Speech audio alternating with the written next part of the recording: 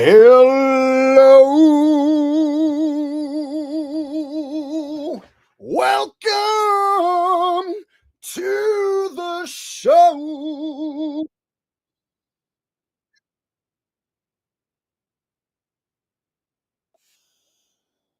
All right, coming in loud, coming in strong. What's up, y'all? How are y'all doing? Wait a minute.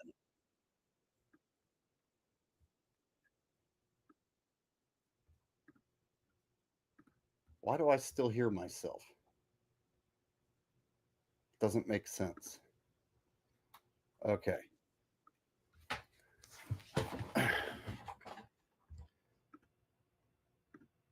Hold on. I'm hearing an echo and I closed all the damn windows.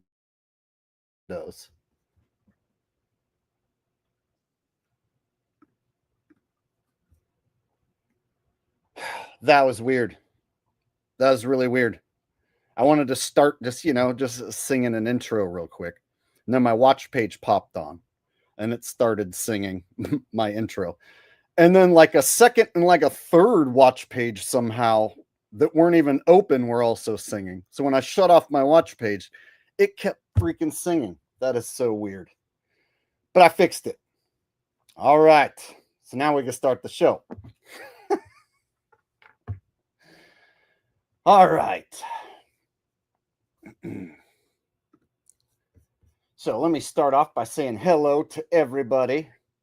Like one of my lovely moderators, Rose Bell. Glad you could be here. All right, we got David here. Said Jake's best show was impersonating Stephen Hawkins. Well, I've done that a number of times, but I think you mean the one where I translated for him. Yeah, where I translated his mumbles, and I had different celebrities translate for him.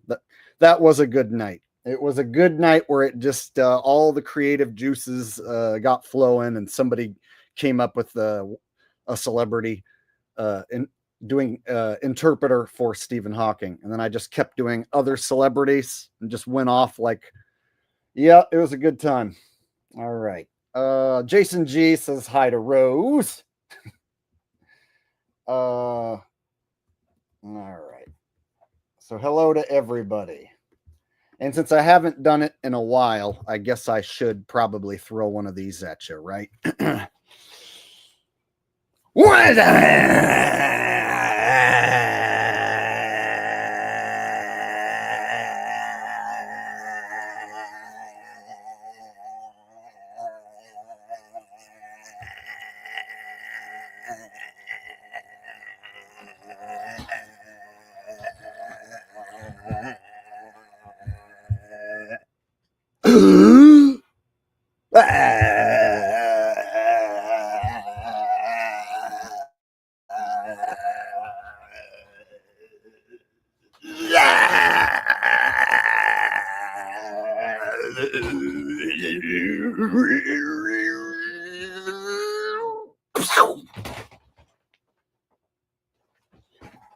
What's up?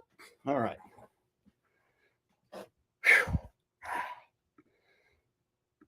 Nobody does a what's up like me. All right.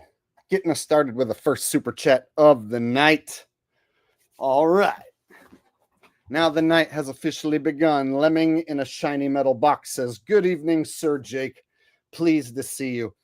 Pleased to see all of you. Tonight I turned on the subscriber mode only. I don't always do that, but tonight I wanted to cut back on trolls and anyone coming in here trying to stop me from having a good time and you guys from having a good time. And so tonight might have a little smaller crowd because it's a random Sunday and YouTube doesn't always send notifications. But since subscriber mode's on, hopefully we have a tight little click tonight. So even if there's not a lot of people, what I'm hoping for is quality tonight over quantity. And so you guys who are here tonight are going to get the good show. Because I got a new joke that I came up with, like a whole new bit, and I'm going to test it out on you guys tonight. So you guys are the lucky ones, subscribers only, who get to hear the new comedy bits that I came up with tonight. Sometimes they just come to me, you know. So you guys are going to get the new stuff tonight. It was the type of thing where I was walking along, thought about it, started filming myself and saying this thought. And then I was like, yeah, I think I could turn that into a bit. All right.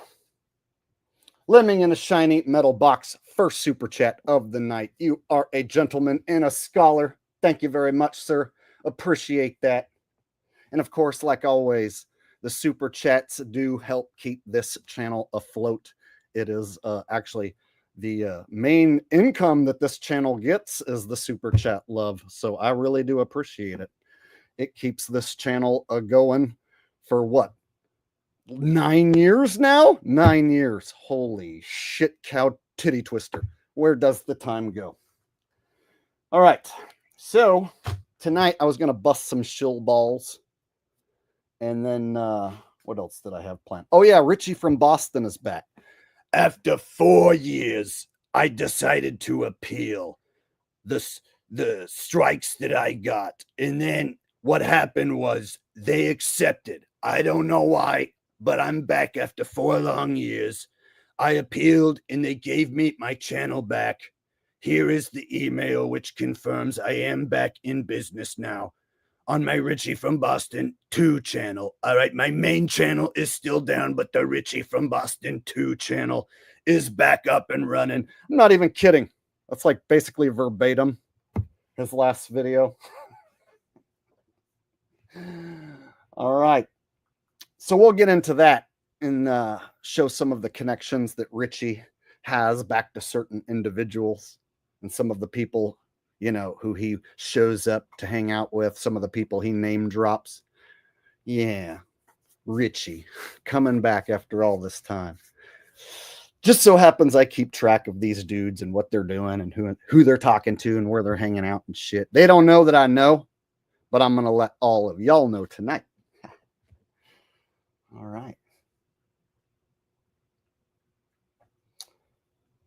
So without further ado, are y'all ready to get it on like a big fat donkey schlong? All right. Well, I guess we should do this. What do you guys think? Should I start with the new comedy bit right out of the gate, or should I talk about the shills and the final experiment? Yeah, the final experiment documentary is coming out. I can start with that, or I can give you the new comedy bit right now. What do you guys think? You let me know in the chat. Should I start with the new comedy bit and then get into the final experiment? Or do you guys want me to just jump right into the show and then hit the comedy bit later? Huh?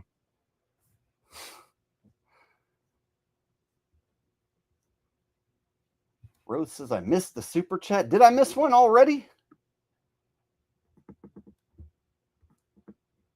There's only one that came in from Lemming in a shiny metal box. Oh, nope. There totally was one that I missed. You're right. My bad. Tiniri Seppu said, best show on the internet. Thank you, Rose. I totally would have missed that one. That one slipped by. And I think that one came in before Lemming in a shiny metal box. So Tiniri Seppu is the first super chat of the night, followed by the Lemming in the shiny box dude. All right. Thank you very much, Taniri. And thank you again, Rose, for helping me keep track of these super chats. You know, sometimes they fly by and I totally miss it. And nothing makes me feel as bad as missing a super chat from somebody who is supporting the show. All right. Now we can get started.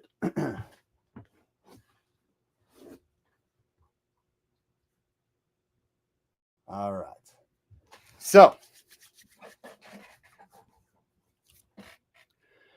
there's one thing that white folks and black folks can totally agree on, and it's that Mexican music fucking sucks.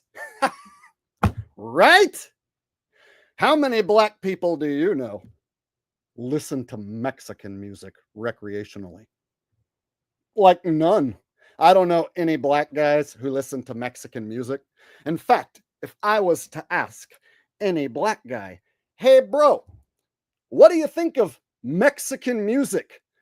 Basically, every black man in America, at least, would say, that shit's whack, bruh. And I would be like, I agree, my black brother. And then we would do a bro, homie hug handshake dealy. And we would totally be friends from that point on.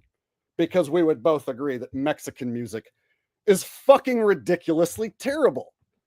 In fact, I don't know any Asians who listen to Mexican music. I don't know any Middle Eastern people who listen to Mexican music. You know, I think the only people who listen to Mexican music are fucking Mexicans. That's not even racist. That's fucking true. And it's like it was like tailor-made just for them and nobody else. Right? It's like it was designed for everyone to be like, turn that shit the fuck off. Whereas a Mexican's like, yeah. Let's have a party, right? Every Mexican wants to have a fiesta and drinks cerveza, right? Have a mucho grande good time if they hear that shit. Whereas every other person who's not Mexican in the world is like, shut that shit the fuck off right now, right? I got to get the fuck out of here right now because someone's playing that Mexican shit. Tell me I'm wrong, right? All right. I got more. Devani DX says, hey, Jake and Ralphie, save this for later in the show, but can you impersonate Jeran interpreting for Stephen Hawking? I think I did do that before, but I'll do it again right now, just that way I don't forget. So I'm going to do it right now. You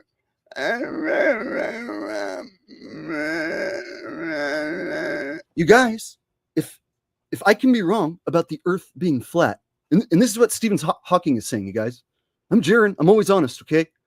If Stephen Hawking, if he can find it in his heart to give us this knowledge, we should listen to him, you guys. I was wrong about the Earth being flat, okay? So, I'm open to the fact that I might be wrong about the moon landings being faked, you guys. Perhaps I was wrong about the moon landings being fake, all right? So what I'm going to do is I'm going to look at all the evidence again, now that I realize I was wrong about the flat Earth, you guys, because I'm always honest. Whether you like it or not, I'm always honest, you guys. And this is totally what Stephen Hawking said, you guys. And he also said that if you want to hang out with me, Dave McKeegan, on my VIP, it's only $15 a month, you guys. You can hang out with me and FTFE. Me, you guys, Jeran, VIP. It used to be with Karen B. But now we kicked her out because she still thinks it's flat, you guys. Yeah, I am. I'm totally translating for you right now, Steven. These stupid flat earthers just don't get it, man.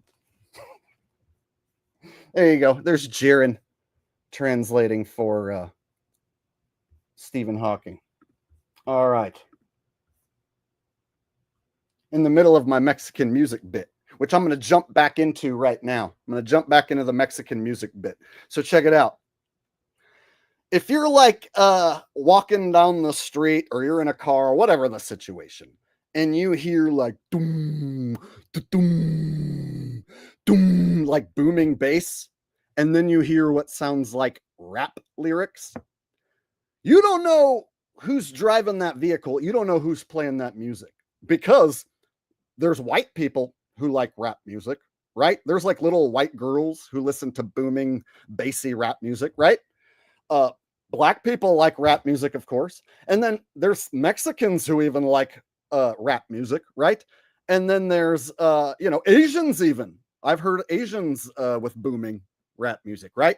So if I hear rap music from any direction, I can't assume the nationality of that person. However, if I hear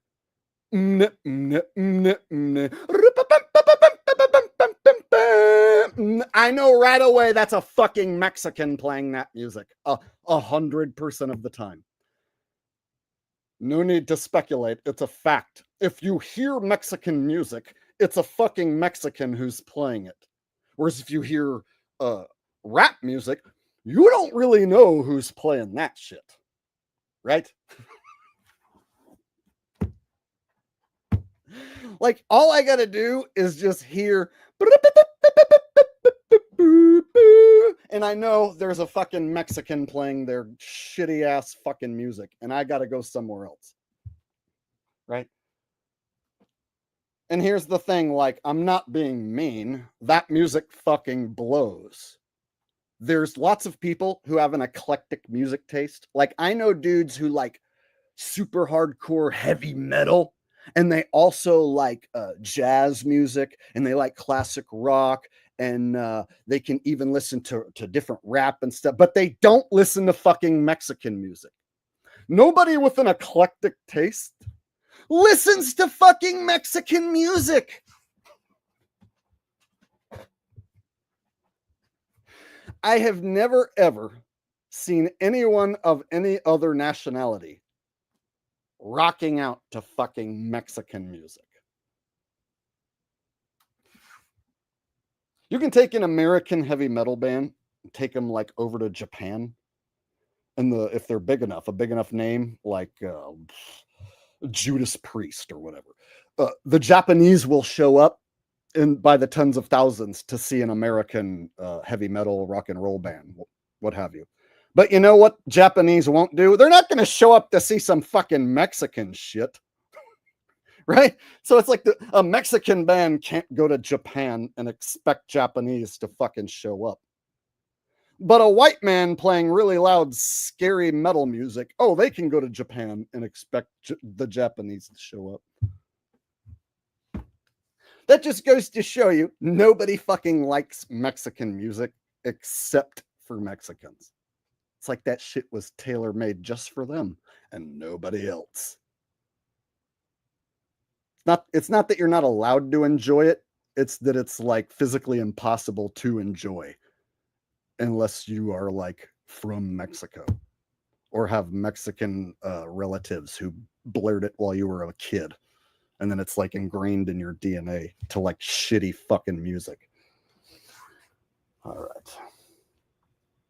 There's always going to be somebody who, I'm a white guy who sometimes listens. No, you're not. Shut up. Nobody listens to Mexican music unless you're fucking Mexican. All right. There you go. It's my Mexican music bit. It needs a little refining, but it'll get there. All right. And then there's always one of these guys like, you have to think that our music is dude, I don't have to think Mexican music's good. I'm allowed to think it sucks donkey dicks because it does. It does suck donkey dicks. Mexican people don't like the bands that I like, right? Pretty much. Like when I go to see Blue Oyster Cult, I'm not surrounded by a bunch of fucking Mexicans. And likewise, if they have a fucking Mexican show at any casino, like the entire crowd's nothing but Mexicans, basically. Don't tell me I'm being racist. Only Mexicans like that shit. Bro, I went to an awesome show last night, man. I went and saw the El Bravitano Capitano. It was like fucking 10 guys going. It was awesome. Yeah, no white guy says that ever. So I'm not talking shit. I'm talking facts, bro. Talking facts and the facts making you uncomfortable ain't racism. Me saying Mexican music sucks big fat donkey dicks is not racist. It's a fact, according to me. You can disagree if you're Mexican, but anyone else in the world is going to agree with the white guy spitting facts right now. All right.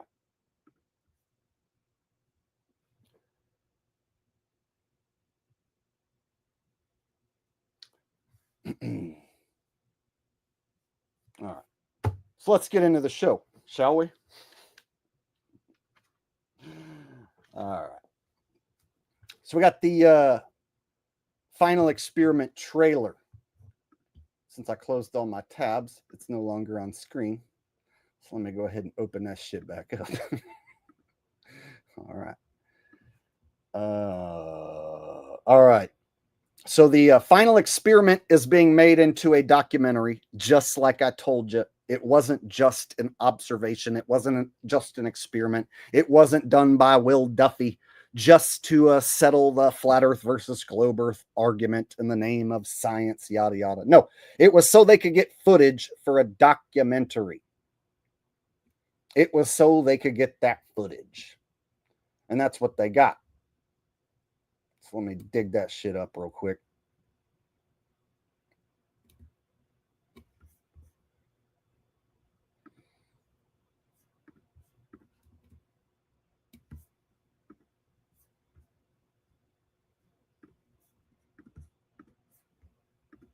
All right. So here is the official trailer for the final experiment documentary, starring Will Duffy, as I like to call him, Shill Duffy, Jeranism, and a bunch of globetards. And here we go. Hey everyone, we are live from Antarctica. It's never been done before. I can't find any evidence of any flat earther going to Antarctica. And certainly can't find any evidence of a group of flat and globe earthers going together to try and prove each other wrong. I was alerted that our flight was the #1 tracked flight yesterday. They were 400 miles in. Whoa. So this was part of the final experiment. Now, y'all, I want to point out, I told y'all in advance, like 6 months in advance, that they ain't doing this just to settle the argument or just to make flat earthers look bad after the trip. No, they're going to get that footage. And they're going to have all this footage and they're going to turn it into a documentary. And it's going to basically be like Behind the Curve Part 2. So they haven't called it Behind the Curve Part 2. But here it is, though. Official trailer for a documentary. So where exactly they're going to release this documentary, that I don't know yet. All I know is this, trailer is coming out saying that the documentary is going to come later this year. So I don't exactly know if it's going to be on Netflix or where this is going to be, but by the looks of it, it's probably going to be on some popular streaming platform, possibly Netflix. Kyle Vicori said, I really think Jeran and Whitsitt went down there and got threatened to cut and hydrous their views with CIA-style tactics. Bro, they were already shills before they went down there. So anyone who thinks that like they got compromised, Jeran wasn't a legit flat earther. He was already spreading misinformation for years. And he was in hit piece documentaries. He was in the Behind the Curve documentary, which was a hit piece. He lost every debate he was ever in. He was doing the Baby Truther show, which was god awful. And Whitsitt is brought in to replace Bob Nodell, who was a fat disinformation agent shill. So, bro, they were never legit. So the idea that they sold out or what, they were already on Team Globe before they fucking went down there. This has probably been in Jeran's contract for years that he was going to do this. He probably knew he was going to be making this flip years ago even. Who knows how long he knew before that this was all going to go down. So anyone saying these guys are sellouts, no, Jeran more likely is a compromised criminal who got busted a long time ago and is working with authorities to not have to spend tons of time in prison.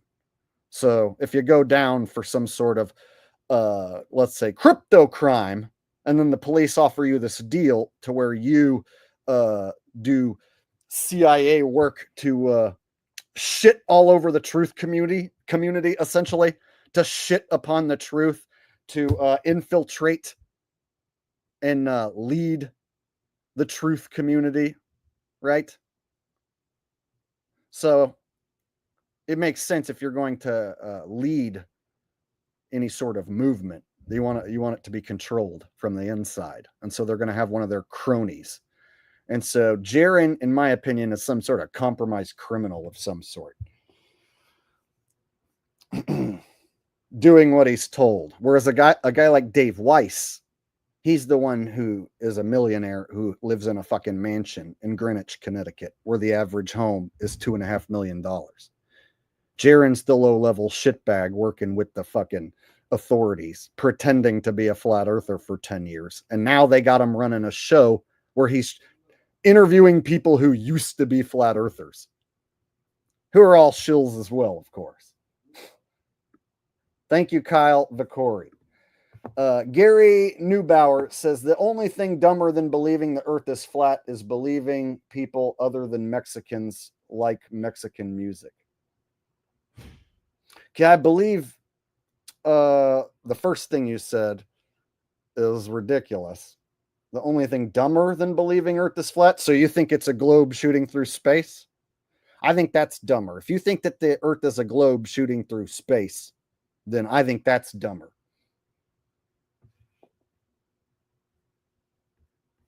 So thank you, Gary, for your money. But if you're some sort of globe-tard coming in here trying to infiltrate my truth, you're not going to last long.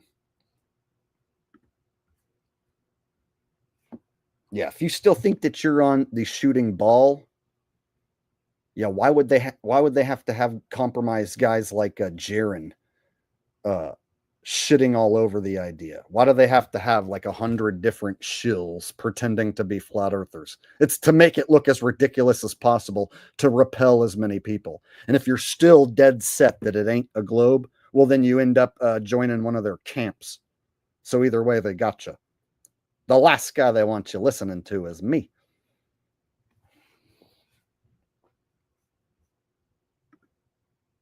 All right. Let me get back to this trailer. I was shocked that it's the 21st century and people are still debating the shape of the earth. I didn't know what I was going to do yet. I just needed to find it. Just a perfect final experiment.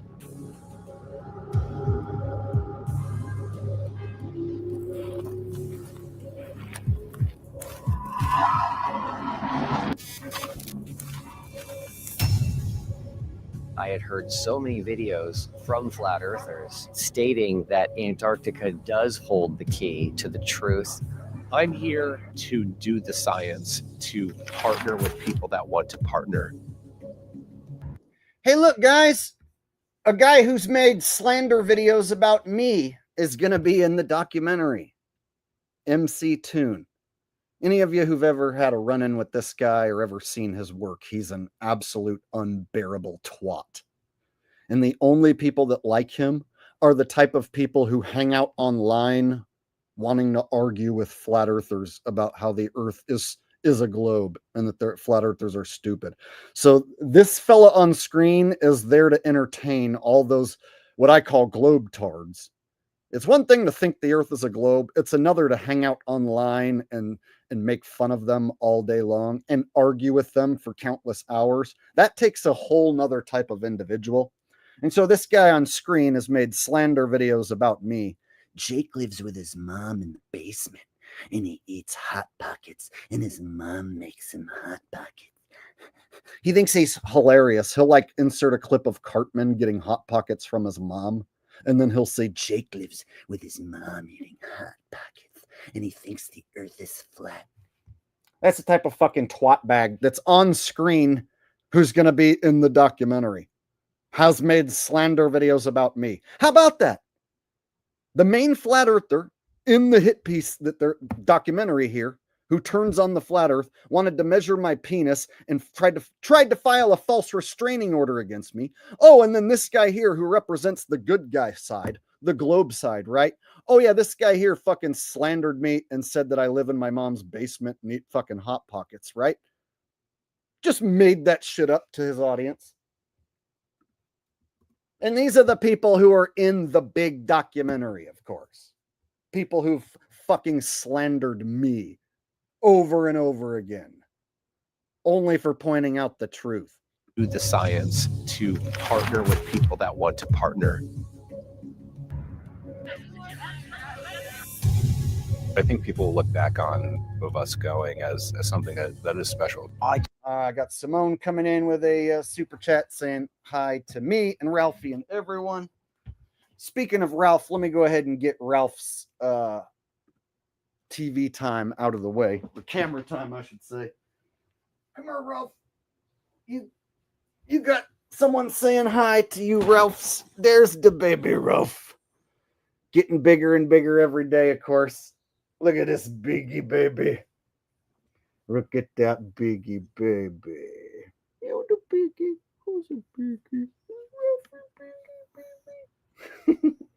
Thank you, Simone. I appreciate it. And Ralphie appreciates it. Go check out Ralphie, the Cute Beagle YouTube channel. All right. In fact, later on, if we have time, I'll show you guys Ralphie's latest video. Thank you very much, Simone. Very, very sweet and generous of you, as always. And let me make sure I didn't miss anyone else's super chat.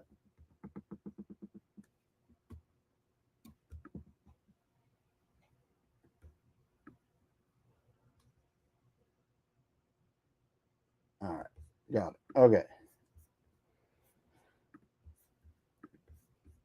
Just heard about it. I thought this was something that I wanted to participate in. I mean, it just excited me, the whole idea. He maintained that it is to move the discussion forward. What I ended up learning throughout this journey was something that I would have never seen coming. Big up to God, because he has a funny way. He has a funny way of humbling people. This is not what we agreed to. You guys are changing the rules. If that's what you guys want your legacy to be, that's fine. We can't just have a discussion about maybe just staying here. I mean, I'm not even sure that any of us would object to it. I'll be there. Greatest conspiracy of all time. It's too important to me. Meets its final test. Yeah, it's going to be settled, you guys, because of Will Duffy and his fucking shill crew and a bunch of actors. Yeah, it's settled. The greatest conspiracy, done. No need to talk about it anymore. Called it. All right, check it out. This dude been reading a script since day one. Everything this guy does based off of a fucking script and MC tune in his ear. It looks like I missed one from N1 Ballers. So this guy just straight reads a script. Was something that I would. Idea. He maintained that it is to move the discussion forward. What I ended up learning throughout this journey was something that I would have never seen coming. What I ended up learning throughout this journey was something that I would have never seen coming. Oh shit, I better not do too good of an impression of Will Duffy. Otherwise, people are going to think I am Will Duffy. Right? All right.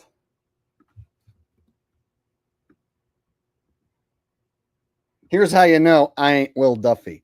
Next time you see Will Duffy on any live stream, ask him to do an impression that you know I can do. Like ask Will Duffy to do an impression of Richie from Boston. Ask him to do an impression of Alex Jones, right? Or Macho Man, and he won't be able to do it.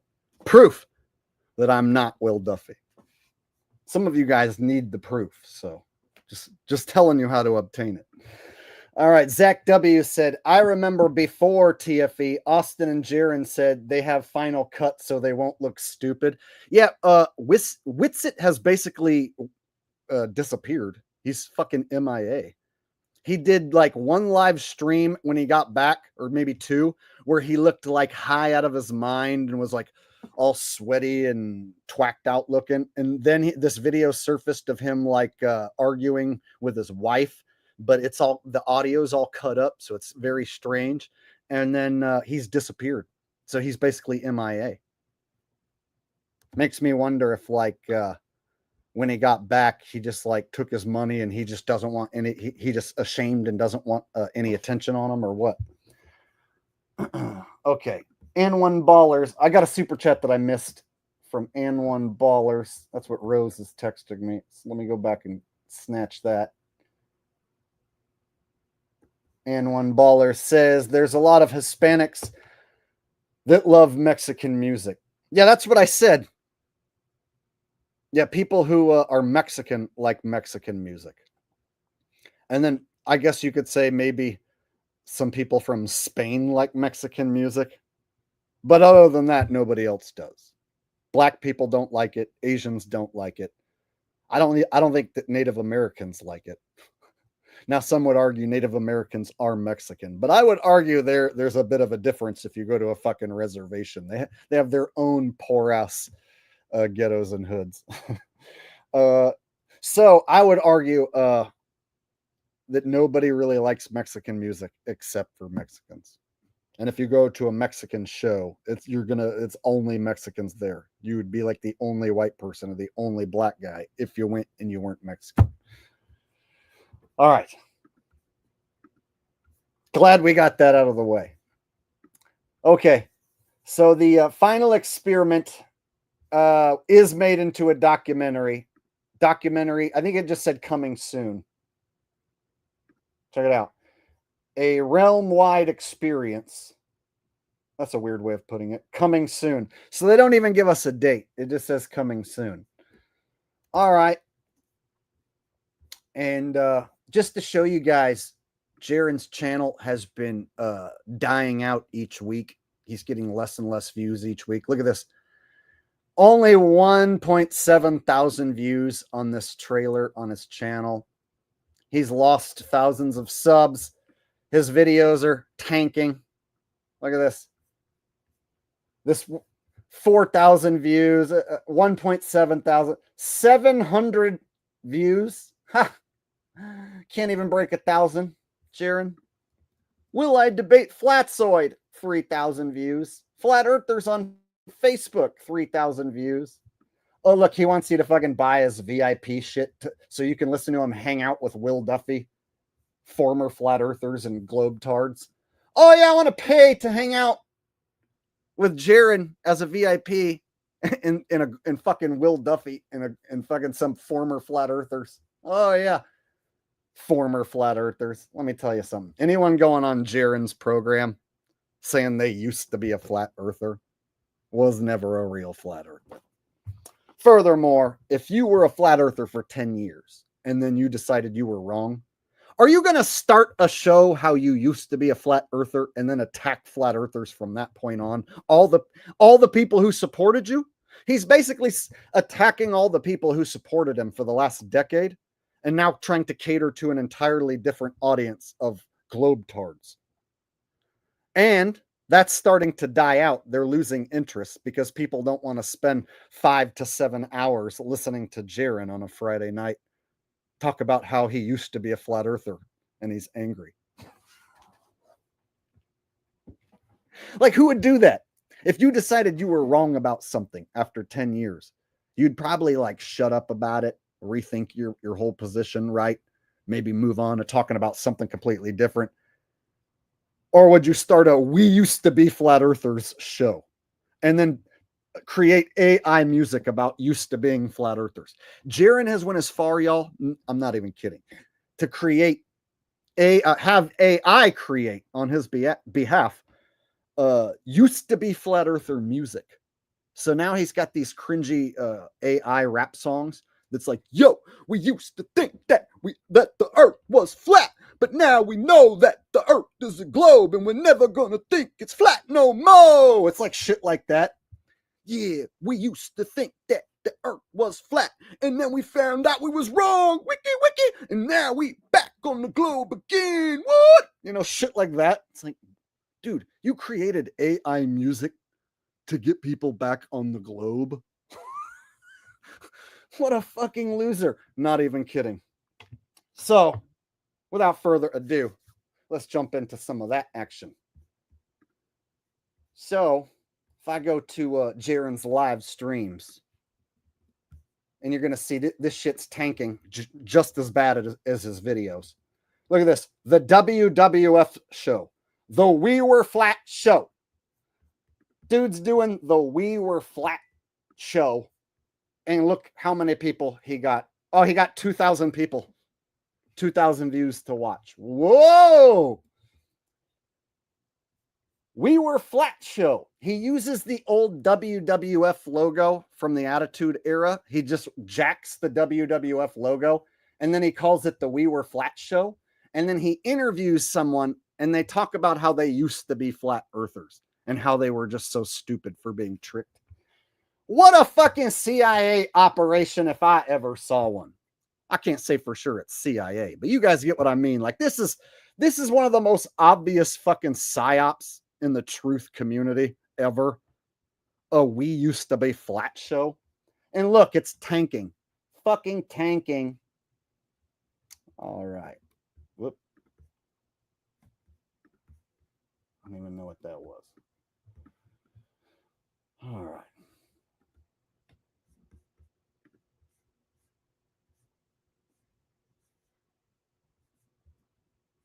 So let me show you some reasons why I think the next thing Jeran's going to do, probably when this documentary comes out, he's going to flip-flop on the moon landing. So I'm calling it out right now. Jeran Campanella from the channel Jeranism is going to flip-flop on the moon landing. He's been planting seeds for a couple weeks now, if he was wrong about the Earth being flat. Well, maybe he needs to go back and take a second look at the moon landing. So right around the time this documentary comes out, I'm expecting Jeran to make a moon landing flip, a la Joe Rogan. Did I miss more super chats? Fuck. My bad. I swear I went back to look and I didn't see that I missed any, but I keep missing them, I guess. Okay. So before I get into Jeran's video, let me catch up on everyone's super chats.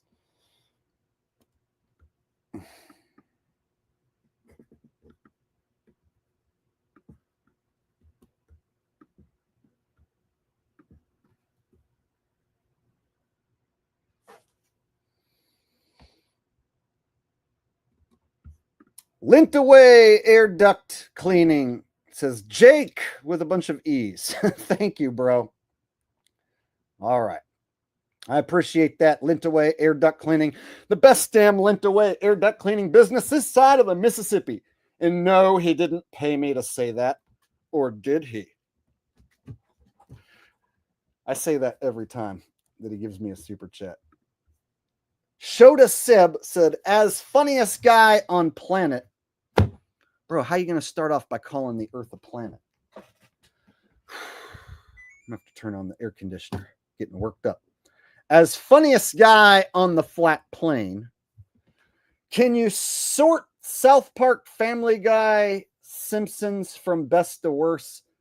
You can replace any of them with any other favorite show. You mean pick my favorite out of the three? I would say that I got the most laughs out of South Park over the years, and I don't really watch any more. I haven't really watched whatever they've done lately, but there was, I'd say, out of all the Simpsons episodes, I like the early Simpsons stuff, but everybody knows the Simpsons died like after season 8 or 9 or so, and everything after like season 8 just got shittier and shittier, and now it's like AI fucking dead Simpsons to where, and the same happened with Family Guy. It's like the show starts and it's good and it's funny, and then like everything about it that's funny like goes away, and then it just becomes like almost like a soulless version of itself. So I would have to put South Park as being the funniest one overall if I had to stack up the entire bodies of work. And then I would say The Simpsons second because of the early work that they did from season 2 until season 8 was solid. And then Family Guy, they probably had like 3 or 4 seasons that were solid. So I would have to put them third. So there you go. Thank you, Shota Seb. All right. So let me get into this thought that I have, or this prediction that Jeran's going to flip-flop on the moon landing. And I made this prediction a few weeks ago in another live stream. So this is the second time I'm making this prediction. And since I made the prediction the first time, Jeran has planted more seeds. And so we're going to go over Jeran planting the seeds for his flip-flop. Are you searching for a way to build long-lasting wealth through real estate? For investors searching for safe and predictable investments that offer high return. Hey. Here we go. So this is Jeran basically telling us he's going to flip-flop on the moon landing without telling us. Planting those seeds that he's going to flip-flop. So everybody listen up. He's going to basically tell you what he's going to do. And this is what he did before the final experiment to let me know he was going to flip-flop on the flat earth. So this is how I already know he's going to flip-flop on the moon landing next.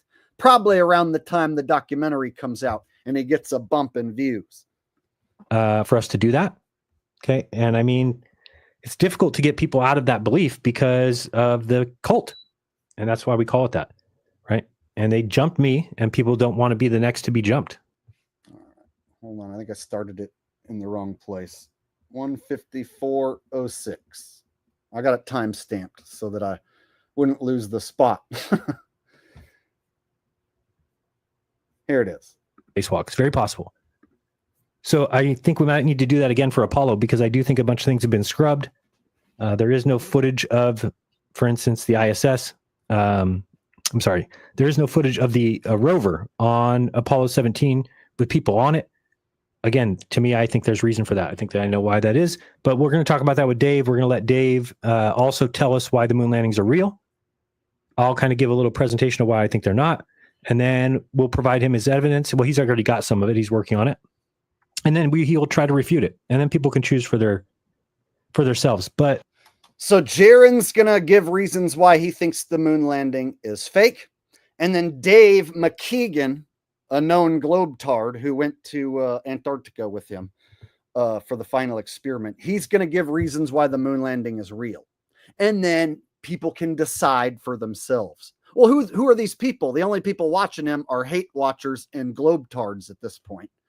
And if you know the moon landing's fake, there ain't nothing that's going to get you to go back to fucking believing that, right? There ain't no picture or anything they say that's going to change your mind, right? But Jeran has been given the task to where he has to try and get people to flip-flop on the moon landing by pretending as if he thinks it's real.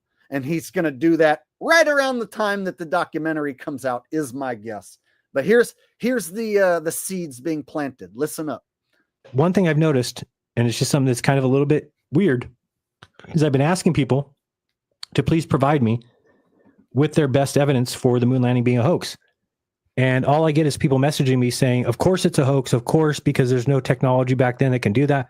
Like, yeah, specific. So I need to show something to Dave. I can't just say that. That's not going to fly.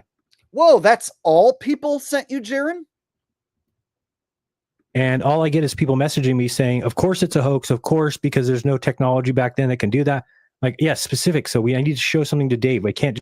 Out of everyone who's emailed Jeran that the moon landings are fake for, the evidence that he wanted, the only thing he's gotten is people just saying that they didn't have the technology.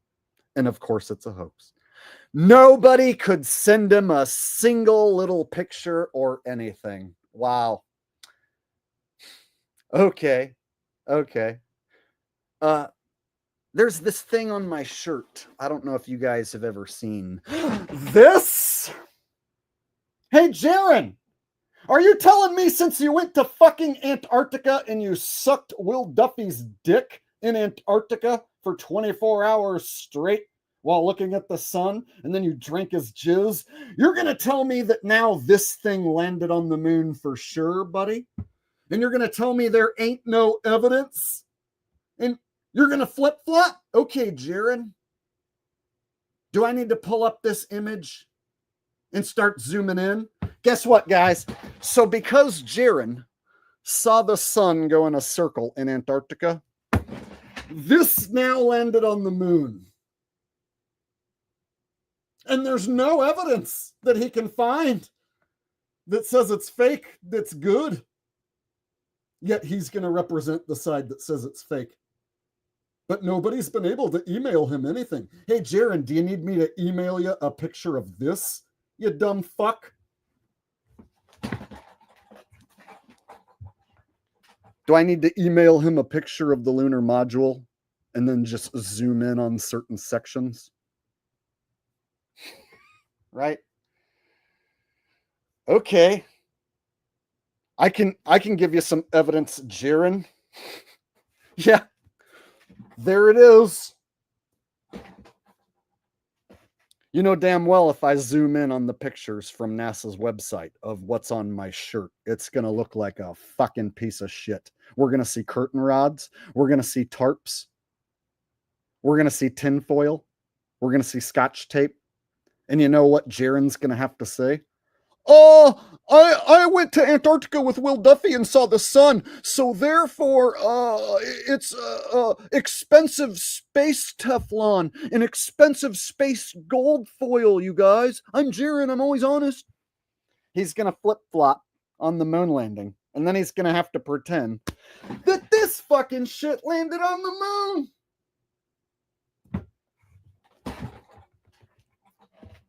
Yeah, Jeran, because you saw the fucking sun in Antarctica. So now you're going to pretend like maybe you were wrong about the moon landing, right? Sorry, already called it out.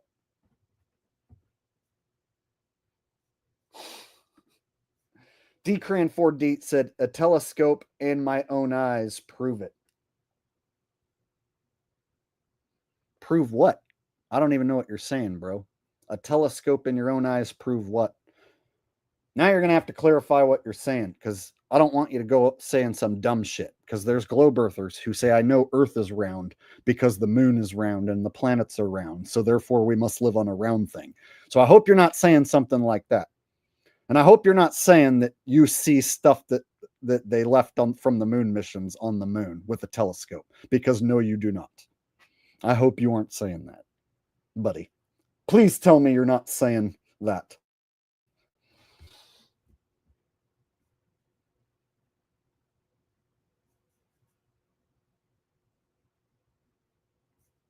All right.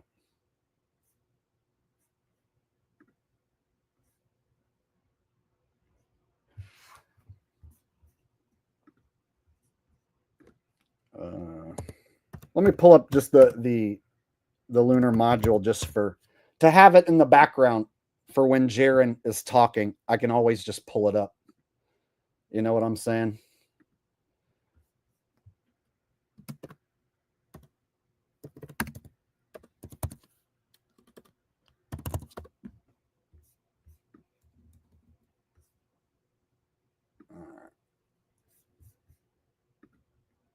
Okay, one second. I got the picture right here. That way we're not just looking at my shirt.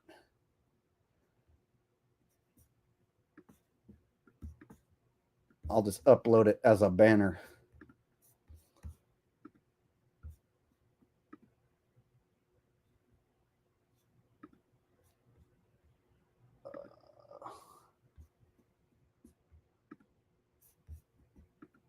One second. It's almost up on screen. That way I'm not just showing my shirt.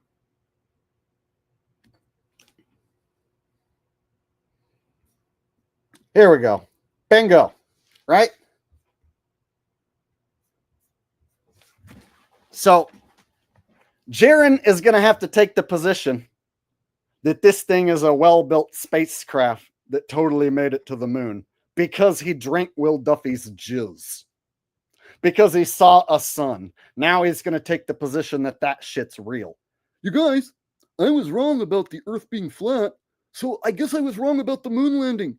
I mean, there's no dust that settled on the boots of the lander, but that's because it blew all the dust away, you guys. I'm Jeran, I'm always honest. You guys, that's not tinfoil. It's not cheap, okay? That's really expensive 24 karat gold foil.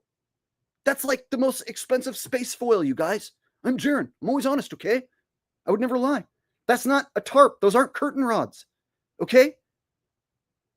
that technology from 1969, which is like nowhere near as powerful as your cell phone, it totally went to the moon. And then they lost and they destroyed that technology. And it's a painful process to get back, you guys. There's no arguments that prove that the moon landing was fake. I was wrong, you guys. I'm Jeran. I'm always honest. That's what he's going to have to fucking do. Ha ha, loser ass Jeran. Going to have to take the position that the moon landing's legit.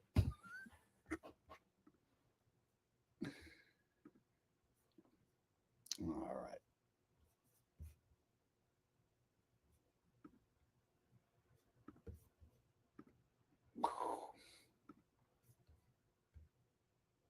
Just say that. That's not going to fly. And only one person has really come back with a quality video. You made about an hour video talking about the sun. So again, this is coming up this week. If you have basically a couple days to get me your best evidence of the moon landing being a hoax. Somebody send Jeran a picture of the fucking lunar module. The one that I just showed you from NASA's website. The highest resolution lunar module picture that you can find. Somebody send that to Jeran. He's probably watching this. Yeah, Jeran, do I need to fucking email you the lunar module? You stupid piece of shit. That's the only evidence that anyone needs to know that the moon landing is fake, is the lunar module, right? What more evidence does anyone need to see? Once you see that, you know it's fake. And then you can just consider all the other moon landings fake if it's that shitty. And all of them are that shitty, basically. Mr. Meaner with a donation. Thank you very much. No message attached, but a donation. It's always appreciated, even if there's no message attached. And then I got another one coming in from D. Cran. Said, I was saying that anyone who looks through a telescope at the moon can see that we did not land on the moon. Okay. Thanks for clarifying, because I have heard people say that they can see with their telescope the leftover equipment from the moon landings. And that is a lie when people say that. Even when you Google it, it will tell you that you can't see that with any telescope or any observatory on the ground, that you can only see that with NASA's telescope, which orbits the moon. Which means you can only see it in a picture that comes from their telescope that they claim orbits the moon. But you can't see anything man-made on the moon with any telescope. But I've been attacked in the past by globetards telling me that they see shit left over on the moon, or that they reflected something off the moon. All that type of, and that's all lies. All 100% lies. Glad you clarified that, D. Cran. Super glad you're not one of those dudes who claims that you can see man-made shit on the moon. There's people who told me that they went on a field trip to an observatory and saw the flag on the moon, and they swear to that story. And me telling them, no, you did not. They're like, you can't tell me what I did and didn't do. It's like, yes, I can. All right. So you guys hear what Jeran's doing? He says the only people who've sent him any evidence that the moon landing's fake was one guy, and everyone else just sent him anecdotal evidence. So he's not getting any good evidence that the moon landing was fake, you guys. He's just going to forget everything he's ever seen about the moon landing being fake because he drank Will Duffy's jizz. That's not going to fly. And only one person has really come back with a quality video. You made about an hour video talking about the sun. So again, this is coming up this week. If you have basically a couple days to get me your best evidence of the moon landing being a hoax, whatever you might have, but would have to be something solid. I don't know, that there's this battery couldn't have lasted in this temperature, or this whatever. Oh, I got something for you, Jeran. I got something for you, you fucking shill-ass lion piece of shit. Yeah. How about, I don't know, this, Jeran? How about this, Jeran? Just fucking look at it with your eyes, Jeran. Zoom in on some of the little sections and the little creases, Jeran. You loser ass bitch shill. That's my evidence that it's fake. That's why I wear it on my shirt. That's why I've sold like tens of thousands of dollars worth of my shirt. Right? That's why I have sold this shirt. Because that is the evidence, Jeran. That is the evidence that they didn't go to the moon, that they lied. And if they lied that time, well, of course, all the rest of the other times they claim to have went through 1972 were also lies. The modules looked maybe slightly better, but still, we know it's all these are fake. Gee, look how far the moon goes behind the module. The shadow of the module touches the edge of the moon. You ever notice in the background of any of the moon photos, it's like everything's just like a totally just blurry, featureless hill, and then it just drops off, and the blackness of night touches the horizon in every direction, and there's no features like 20, 30 feet away. Everything's just like a smooth gray nothing, and then a fucking drop off. Yeah. Totally not indicative of being inside a studio way back then. So come on, y'all. Jeranism is taking the position that there is no good evidence that the moon landings are fake. Didn't you hear it in his voice, you guys? He's basically telling us he's going to flip-flop. Views of the ISS. And when I said, where's the spacewalk? Oh, well, it was because they were doing the spacewalk where we don't have cameras. So that was their initial introduction to me to FOIA. And then I realized what FOIA is. And people can have different opinions on this. But the problem with FOIA is it's the equivalent of you doing illegal things in your house. You're running an illegal business, doing things that are not right. And then the government comes in and says, hey, we want to investigate you. We want to look into you. And you say, okay, give me 6 months and I'll give you all the paperwork that I have. Show works 100% legit. Roscosmos was legit, and there just happened to be no cameras on this spacewalk. It's very possible. So I think we might need to do that again for Apollo, because I do think a bunch of things have been scrubbed. There is no footage of, for instance, the ISS. I'm sorry. There is no footage of the rover on Apollo 17 with people on it. Again, to me, I think there's reason for that. I think that I know why that is. But we're going to talk about that with Dave. We're going to let Dave also tell us why the moon landings are real. We're going to let Dave tell us why the moon landings are real. He's going to give his platform to a fucking globetard shill so that he can tell you why the moon landings are real. I'll kind of give a little presentation of why I think they're not. He'll give a presentation why he thinks they're not. The guy that just flip-flopped on flat Earth, he's going to be the guy sticking up for the moon landings being faked. And then we'll provide him his evidence. Well, he's already got some of it. He's working on it. And then he'll try to refute it. And then people can choose for themselves. But so they're basically going to have a debate. And anyone who's ever watched any debate that Jeran has ever been in, he loses every debate he's ever been in on purpose. Jeran gets destroyed in debates every time. So what do you guys think's going to happen when Jeran brings easy to explain evidence to the globetard? The globetard's going to explain it. And then Jeran's going to be like, oh, I never thought of that. I guess I'm going to change my mind. I'm Jeran. I'm always honest. I'm allowed to change my mind about the moon landing, you guys. So fucking obvious. So obvious what he's doing. But one thing I've noticed, and it's just something that's kind of a little bit weird. One thing he's noticed, only one thing, and it's kind of weird, is I've been asking people to please provide me with their best evidence for the moon landing being a hoax.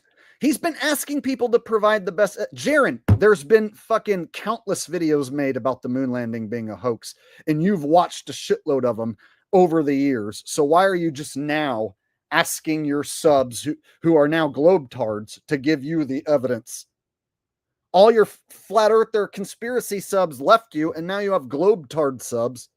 So who do you expect to give you this fucking evidence that it's a hoax? I thought you're going to be the guy that represents that side. Shouldn't you have your own evidence, fucking idiot?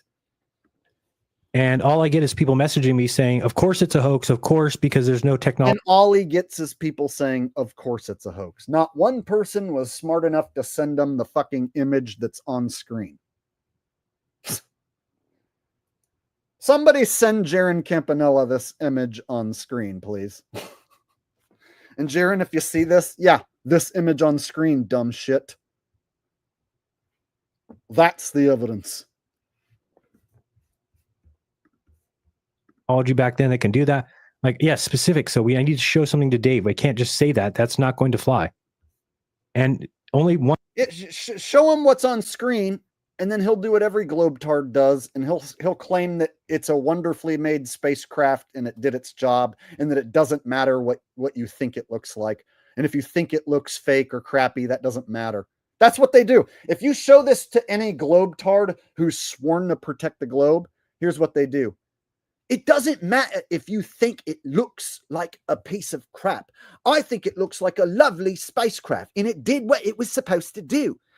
It functioned the way it was supposed to function. And in 1969, they weren't as considerate over aesthetics and looks. So just because you don't think it looks like a wonderful spacecraft doesn't mean it isn't a wonderful spacecraft. Personal incredulity.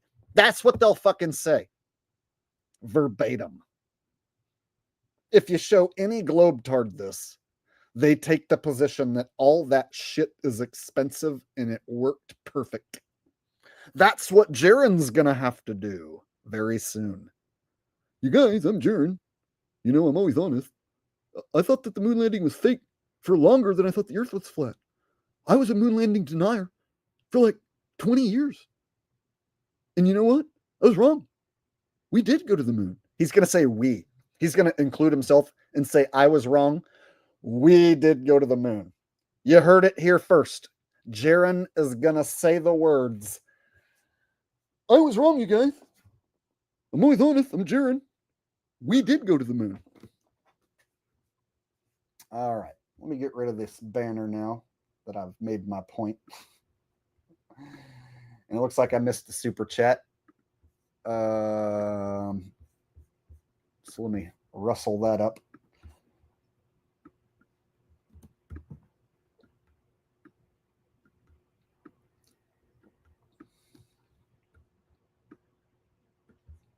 And one baller says, do you like your women spherical or flat from behind? Oh, I like curves for sure. I prefer, the hourglass shape. I don't want her to be too big, of course, I'm not one of those guys that, wants a gigantic woman who weighs, twice as much as I do. But at the same time, yeah, someone who's totally flat, there's just not much to grab onto, right? I don't know why you wanted to know that, but now you do. I hope that helps you in your everyday life. All right. One person has really come back with a quality video. You made about an hour video talking about the sun. All right. So Jeran's talking about flip-flopping right there. That's not my only evidence. So he also talks about it a few more times with this former flat earther friend of his. So on his new show, the We Used to Be Flat show, where he interviews former flat earthers and they talk about how they used to think the earth was flat because they used to be so dumb. So he goes into the same spiel about how he needs to take a second look at the moon landings, giving it away that he's going to flip-flop. Let me pull up the We Were Flat show. Oh, and his We Were Flat show tanked so far. Absolutely tanked. Oh, shit. Looks like I missed the super chat. Shit.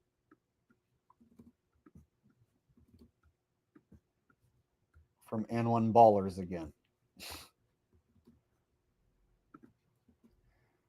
You know what it is?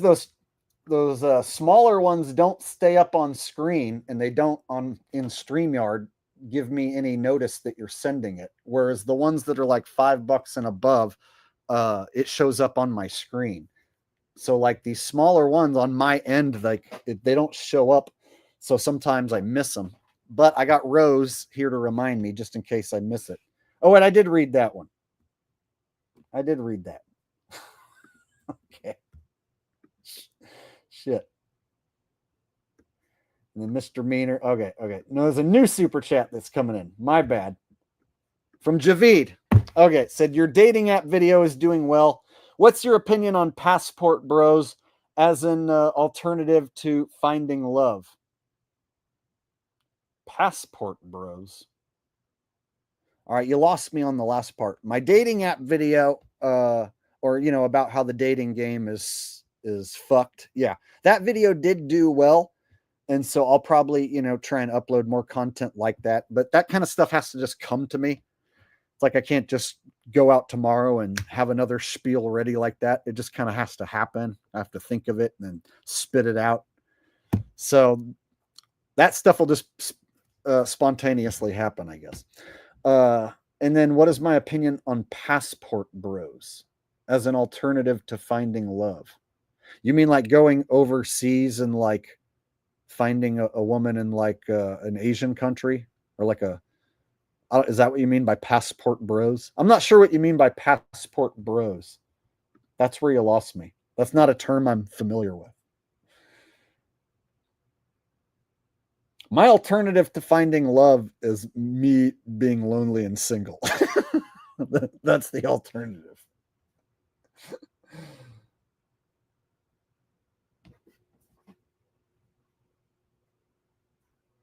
Immortal Soul says, look up moon temperatures. Okay, that's easy enough.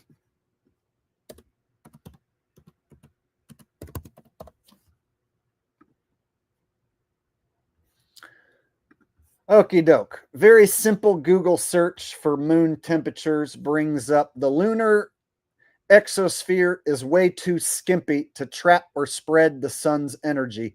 So differences between sunlit and shadowed areas on the moon are extreme. Temperatures near the moon's equator can spike to over 250 degrees Fahrenheit in daylight, then plummet after nightfall to minus 208 Fahrenheit. Dude, the minus 208 is almost just as wicked, right? Okay, and they want us to believe that 1969 spacesuit handled all that. The 1969 spacesuit, it could handle temperatures of 250 degrees above and below Fahrenheit. See, so how come all of the firefighters don't use that same technology? Oh, they lost and destroyed it. Oh, it would be too expensive. You can't expect firefighters to use that same technology and have them like be able to walk through fire to save someone's life. No, that would be too expensive. We can't do that. Good idea, Immortal Souls. Oh, and Immortal Souls is one of the OG Flat Earth channels too. I'm pretty sure, right? Immortal Souls, aren't you one of the OG Flat Earth channels? There's like me, Q and Fee, and then you. And those are like the only OG channels that aren't shills, basically. There's like 3 Flat Earth channels that have been around for a long time that aren't shills. And I'm one of them. Yeah. So Immortal Souls is like one of the only OG Flat Earther channels that didn't run with the fucking shill crew this whole time and throw the topic under the bus. Glad to see you. Glad to see you still around. All right. Good idea with the temperatures on. That is ridiculous. Anyone who reads that thinks a spacesuit from 1969 can handle those sort of temperatures is ridiculous. Well, they landed on the part of the moon when temperatures were like the least extreme. So like it was like at a certain time of the day / night when the temperatures were just perfect and just right. Right? That's what they'll say. Decran said, please explain Nixon on a landline phone talking to the astronauts on the moon. Oh, yeah, that's a popular one. Talking to the astronauts on a landline. That's hilarious. Meanwhile, we go in through like the tiniest little tunnel, or like, you know, you go to like a section of the country where there's no cell phone coverage and you lose signal. But he talked to the astronauts on a landline in 1969. Yeah, for sure. For sure. You got to be stupid if you don't believe that. RL said Jeran was caught with Pee Wee Herman in the back of a theater at Disney after he had pee-pee injections. Just before he challenged you to that contest. Thank you for your hilarious, awesome content. Wow, I did not know that story. But I'm going to guess that RL is a reputable source for information. So I'm going to consider this a fact that Jeran was indeed caught with Pee Wee Herman in the back of a theater. And he had pee-pee injections. That's probably why. So check it out, guys. I think there was a trap that was set for me and others, but I'm totally not taking the bait. But apparently, nude photos or photos of Jeran's junk have been released, right? By accident. And there's people sharing that. Like, oh, look at Jeran and his naked penis in this video or photo. What I haven't seen it, but I've heard through the grapevine, through channels who seem to be into that sort of thing. Nachaketa, Zetetic Warrior, who seem to be infatuated with that sort of shit. So I've heard that Jeran has released by accident this video of himself, and that he's threatening that anyone who's sharing it is committing a crime, and that he's going to get the police to come after you for spreading revenge prawn. So guess what? I ain't seen it, and I ain't telling anybody to go watch it. In fact, I'm going to tell people don't go watch it. And if you do want to watch it, that's kind of weird. So guys, don't take the bait.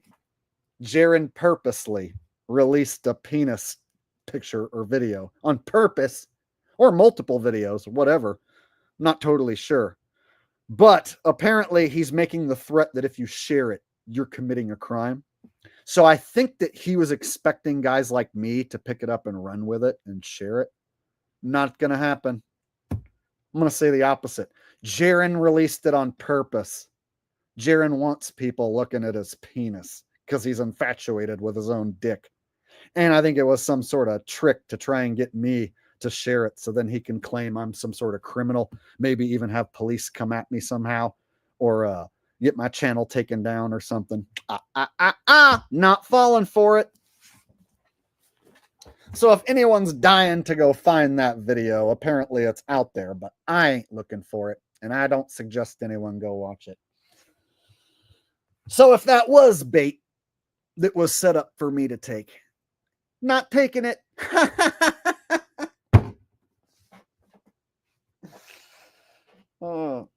Also, Witsit Gets It has been missing in action, you guys. Oh, I think I said that earlier. Yeah. Witsit's nowhere to be found for like several weeks now. And the last time he was seen on camera, he wasn't talking about any of the shilly shit he was involved in. And he looked like he was twacked out. All right. So let me pull up the We Were Flat episode that Jeran did that tanked, where he had his shill buddy talk about how they used to be flat earthers, and then they start planting the seeds how maybe they were wrong about the moon landing.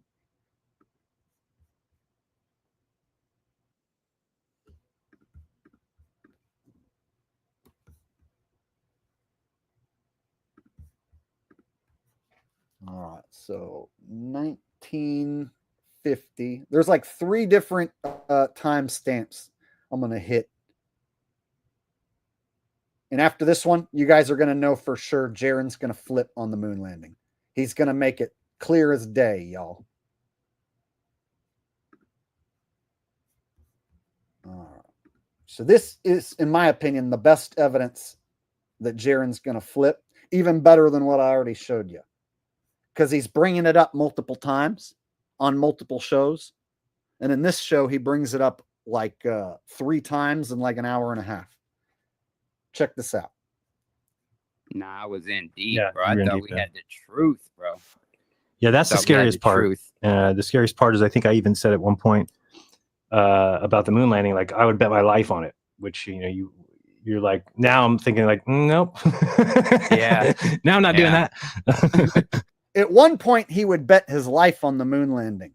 But now, nope. I'm not doing that. Good one, Jeran. So funny. I got to hear that joke one more time because it was just so funny. Truth, bro. Yeah, that's the scariest part. The scariest part is I think I even said at one point about the moon landing, like I would bet my life on it. Which you're like, now I'm thinking like, nope. Yeah. Now I'm not doing that. But Right. yeah, it's just kind of a No, different man, I thing. was convinced, dude. I thought the Earth was flat. It's like there's no way it's a globe.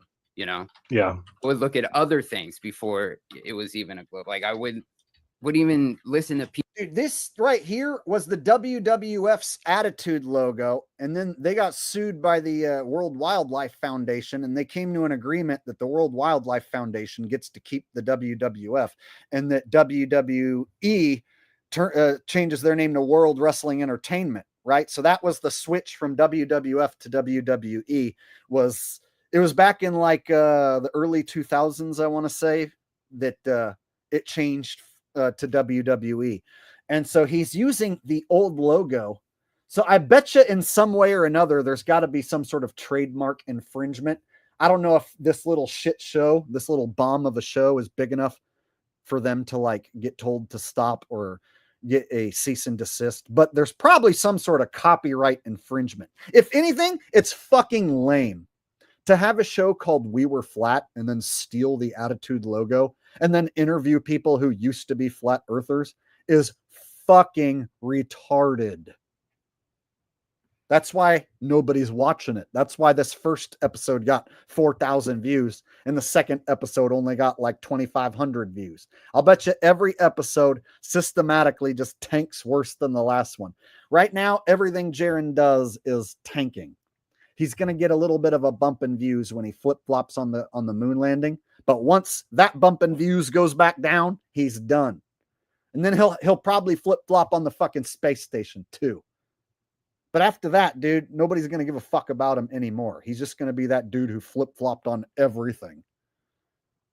Jeran going to flip-flop on every major conspiracy. That's what he's going to be known for. People who thought it was a globe. That's Right. another thing. Just that's count them just so completely, huh? detrimental to yourself. Yeah. Putting blinders on, Right. And It's just bad. assuming that they're all lying, right? Because I mean, for me, MC Toon, FTFE, those are guys I just assumed or considered liars. That was it. That was just what they had to be because they were Globers. So you obviously turn off all the naysayers. You turn off all the people giving you the actual information that you need, and then you only listen to the flat Earth side, which is just repeating indoctrination, right? I used to think guys like Fight the Flat Earth Craig, who's a fucking proven liar and a pill popper, right? Yeah, Craig, I used to think he was a liar because he was a Glober, but now I learned he was telling the truth. I used to think MC Toon was a liar, but now I learned he's telling the truth. See, so now he's basically calling proven fucking shitbags, globe-tard cucks. He's saying these are good guys who aren't liars, and he was wrong about them being liars. See how far he's going with this shit? This whole thing about you can't tell the lights or the shape of the ground by lights in the sky is insane. It's no time in history has a group of people ever thought they could dictate what evidence was. All right, so then at 1:11, he drops the moon landing thing again. So he interviews this dude, Austin Mellowdome, and they both agree how they used to be flat earthers and now they've left the cult. And what they say is, my life is so much better. My life has improved so much since I've left the flat earth cult. Oh my God, my life has been so much better. And then Jeran goes on to say that he can't find a job, that he's been applying for jobs and no one will hire him because he used to be a flat earther. Check this out, y'all.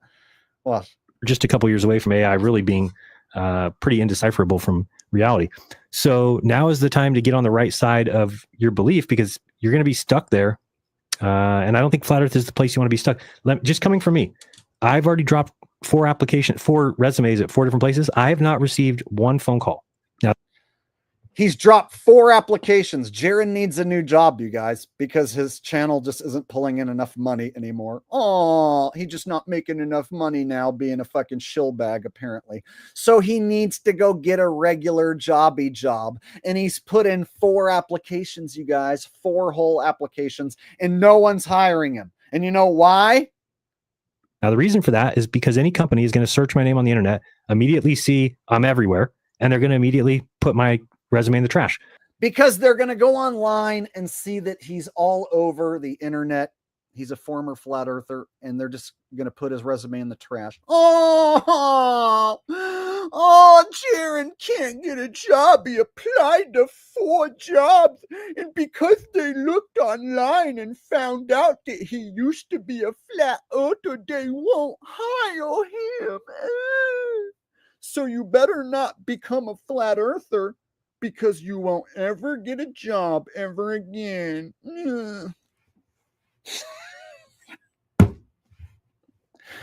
Jeran, there's hundreds of hours of people complaining in their fucking car that they've applied to 100 jobs and they got a college degree and they can't get work. Yeah, I can find you right now hundreds of hours of people saying, y'all, I applied for jobs for the last 2 years and nobody will hire me. And they aren't flat earthers. So Jeran, you saying you fucking applied to 4 places and they didn't hire you, and you know the reason is because you used to be a flat earther, is fucking stupid. And you expect everybody to believe, oh, that's for sure. You would have got all 4 of those jobs for sure if you weren't a flat earther, Jeran, because you're such a well-qualified, awesome dude. You would have totally got all 4 of those jobs. You would have got to pick which of the 4 you liked best. You'd have been beating off the jobs with a stick. Beating off the jobs. But no, it's because he used to be a flat earther and he's got himself online. Nobody will hire him. Oh. Now watch, he's gonna segue that shit into the moon landing maybe not being fake. Watch. Because there's no benefit to any company to hiring somebody who has an internet presence like that. Nothing good is going to come of it. Only bad is going to come of it, right? So just recognize if you are in that flat earth, that may be you next. That if you have too much posts up, if you got a bunch of things, arguments, you're arguing with people and you're easily found in a search, I'm just telling you that this is going to hurt you more than you think, because I'm already seeing that for me. And then I had people saying, oh man, just because you were honest, you'll get any job you want. Not really happening. Nah. Doesn't work that way. I get it too, because why would anybody want to take that chance? All right, we got so I'm sorry if I didn't ask you flat out, Fudge, or I didn't answer you. Why was the space held back to form the spontaneous manifestation of gravity brought the Earth together? So I don't think it's spontaneous manifestation of gravity, but anyway, Austin Whitsitt would rather, this is from JSS Tiger, $10, says Austin Whitsitt would rather say 24-hour sun in Antarctica is another data point for flat Earth than to consider the Earth as a globe. Yeah, I mean, I think that's when you go too far into the globe belief. You're just, into the flat Earth belief. You then think there's no possible way. And, I'm here to tell you that there is. And once you realize the South is not a lie, that's probably the easiest way that you can start to piece things together. Go, wait a second. If the South isn't a lie, then it's exactly what they tell us. Yes. Well, isn't that the opposite of the North? Yes. Where everything switches 6 months later? Yes. It's symmetrical? Yes. Well, what shape does that? There's only one. Figure it out. We have Evil Producer, says $1.99. Thank you very much. So I just subscribed to his channel. Awesome. You have a new sub. Exposing Mods, Tricks, and Outs, good guy, says, what about the skydiver with light? Hold on a second. What about the skydiver? All right, let me get to the moon landing part. He casually slips in the moon landing shit maybe being real right around minute 1:15. Here we go. Figure out. They've already been done. The Earth is a sphere. Figured out. It's mapped. The sky is mapped. And yet here we are trying to rewrite history and saying, no, let's start from the beginning. But we have nothing to bring to the table. But what have we changed? In 10 years, we should have changed something. We should have found some piece of science that wasn't true and held it up. And everybody goes, wow, you're right. That is true. All we found was that sometimes science fakes TV experiments. That's basically it. And they shouldn't do that. And I'll keep pointing that out. But it's not, if that's all we've brought to the table, and it's pretty bad. All right. I think that is it for Super Chats. You got any final words for everybody over there? Mellow Dome. Nah, man. Just challenge your beliefs. Approach this shit unbiasedly. And let me ask you that. How did you? There's no truth on the internet. The truth is in the real world, inside you, bettering yourself. Is there a way that you have to talk to yourself now when you look at evidence, or is it just automatic? Do you find yourself falling into that trap and then going, oh shit, I need to remember to get out? Yeah. Piece of shit. Why'd you have to put a commercial right there? What do you mean automatic? Like so like automatically if believe if it? somebody were to say to you, do you think we went to the moon? Would you have an immediate like, no, I don't think, oh, and then you have to kind of like check yourself and go, no, I have to look into that, or what? See what he just did right there? How he just segued right into the fucking moon thing again? Look how unnatural that shit is. That how he segues into the fucking moon shit again. Of falling into that trap and then going, oh shit, I need to remember to get out. What do you mean automatic? Like so like automatically if somebody were to say to you, do you think we went to the moon? Would you have an immediate like, no, I don't think, oh, and then you have to kind of like check yourself and go, no, I have to look into that, or what is it that triggers that? Oh yeah, I have to look into that, and there's some things that I've been coming across that could be a chance. Yeah, definitely. No, I mean, that's that's wrong, man. Well, let me tell you this though, guys. So I've been saying it over and over again, and nobody, like 2 people have reached out with terrible evidence. So I was asking people, give me your best moon hoax stuff so I can give it to Dave McKeegan. At this point, I'm too embarrassed because I don't think we have things. He's too embarrassed to give the Globetard any evidence. He doesn't think we have any. And that's the guy that's going to represent the moon landing side. So now that I just showed you that, pretty obvious he's going to flip-flop on the fucking moon landing, right? He's too embarrassed because nobody can give him any evidence that the moon landing's fake. He thought he had evidence, or we did, but now he's not so sure. Making it fucking obvious he's going to flip-flop on the moon landing. So here I am calling it out. Jeran's going to flip-flop on the moon landing and then probably the space station right about the time that the final experiment documentary comes out and he gets his little bump in views. There you go. And you'll probably hear the other controlled opposition shill channels who are pretending to be against Jeran. They'll repeat what I just said, and then they'll act like they're the ones who came up with it. So you'll probably hear, Nacho Queefer, Zetetic Warrior tell you that, I think Jeran's going to flip-flop on the moon landing. We're the first ones to bring it up. No. Just remember who told you Jeran's flip-flopping on the moon landing and where you heard it first and who showed you the damn proof. Just remember. So that way when he does, we're going to say, oh, shit. Jake totally got that one right again and called it out way before everyone else again.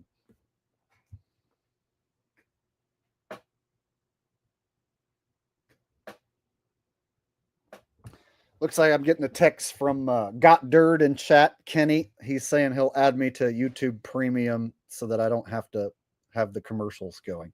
I should probably get it. I'm just a cheap ass, so I don't. And I just hit the skip button. All right. So guys, he's making it so obvious with what he's saying. Like he couldn't make it any more obvious. I'll play it one last time. And I'll keep pointing that out, but it's not, if that's all we brought to the table, and it's pretty bad. All right. I think that is it for super chats. You got any final words for everybody over there? Mellow Dome. Nah, man, just challenge your beliefs. Approach this shit unbiasedly. And let me ask you that. How did you... There's no truth on the internet. The truth is in the real world, inside you, bettering yourself. Is there a way that you have to talk to yourself now when you look at evidence, or is it just automatic? Do you find yourself falling into that trap and then going, oh shit, I need to remember to get out? What do you mean automatic? Like, so like if somebody were to say to you, here's how he goes into the moonland. So if somebody were to say to you, do you think we went to the moon? Do you think we went to the moon? Would you have an immediate like, no, I don't think, oh, and then you have to kind of like check yourself and go, no, I have to look into that, or what is it that triggers that? Oh yeah, I have to look into that, and there's some things that I've been coming across that could be a chance. Yeah, definitely. No, I mean, that's wrong, man. Could be a chance he was wrong, man. So it just so happens he asks him about the moon landing, and Mellow Dome is like, you know what? I was looking into stuff. Could be a chance that I was wrong, man. Dude, so obvious. Jeran's going to flip, and he's going to have his little butt buddy there flip along with him. All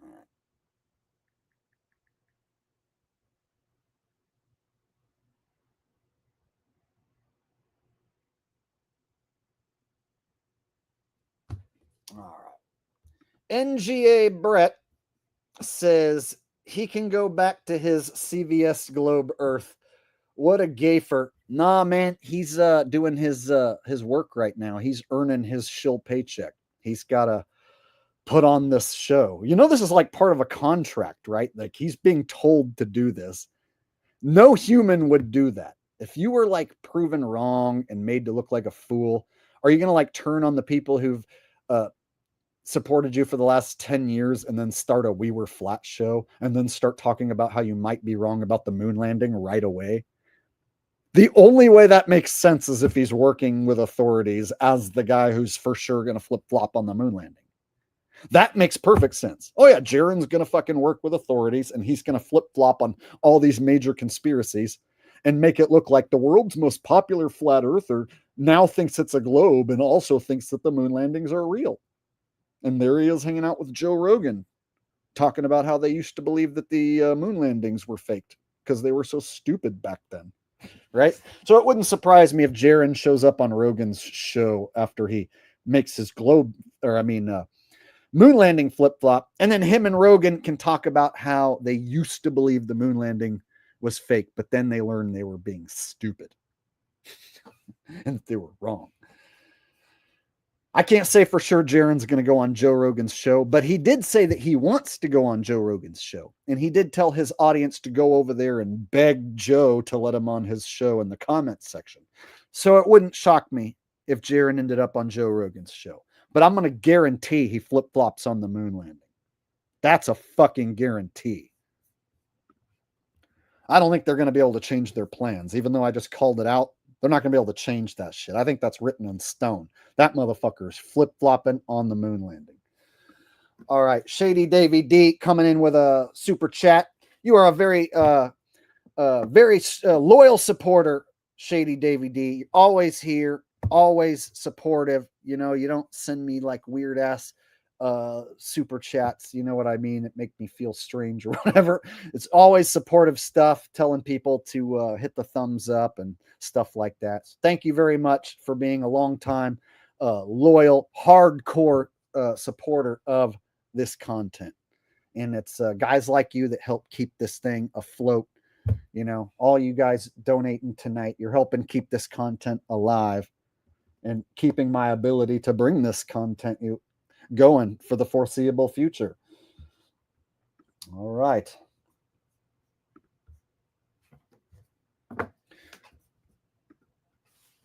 So there you go. There's Jeran talking about how he can't find a job. He applied to 4 jobs because he used to be a flat earther. No one will hire him. Oh, and I might be wrong about the moon landing, you guys. I'm Jeran. I'm always honest. The reason why I can't find a job is because I used to be a flat earther. I'm always honest. There's no reason why no one would hire me. Besides that I used to be a flat earther, you guys. Yeah, there's no reason why anyone wouldn't want to hire Jeran. They won't find this like huge gap in his employment where he was only on YouTube and like didn't do any other work, right? They won't see that like crime, right? So there's no like criminal background for Jeran, right? Nah, every place would totally want a guy like that, right? It's only because I used to be a flat earther that I can't find a job, you guys. All right. So I got through the Jeran stuff and the final experiment being a documentary, just like I told you it was going to be. So now we can move on to Richie from Boston. I don't know if you've heard, but Richie from Boston, his second channel, which he hasn't posted from in over 4 years, is back. In fact, I'll pull it up right now.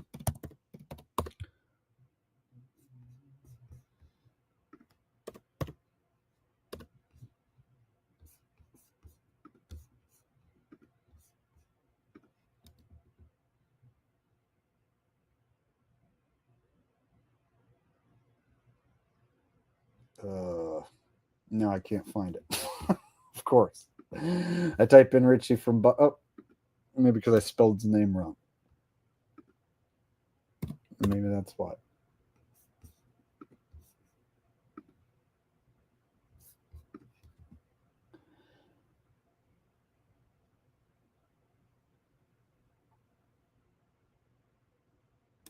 What the fuck? Now I can't fucking pull it up. Oh wait, it'll be in my history. Never mind. I know where it's at now. It's in my history.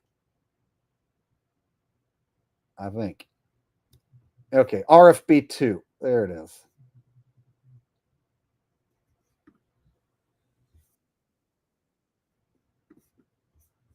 All right.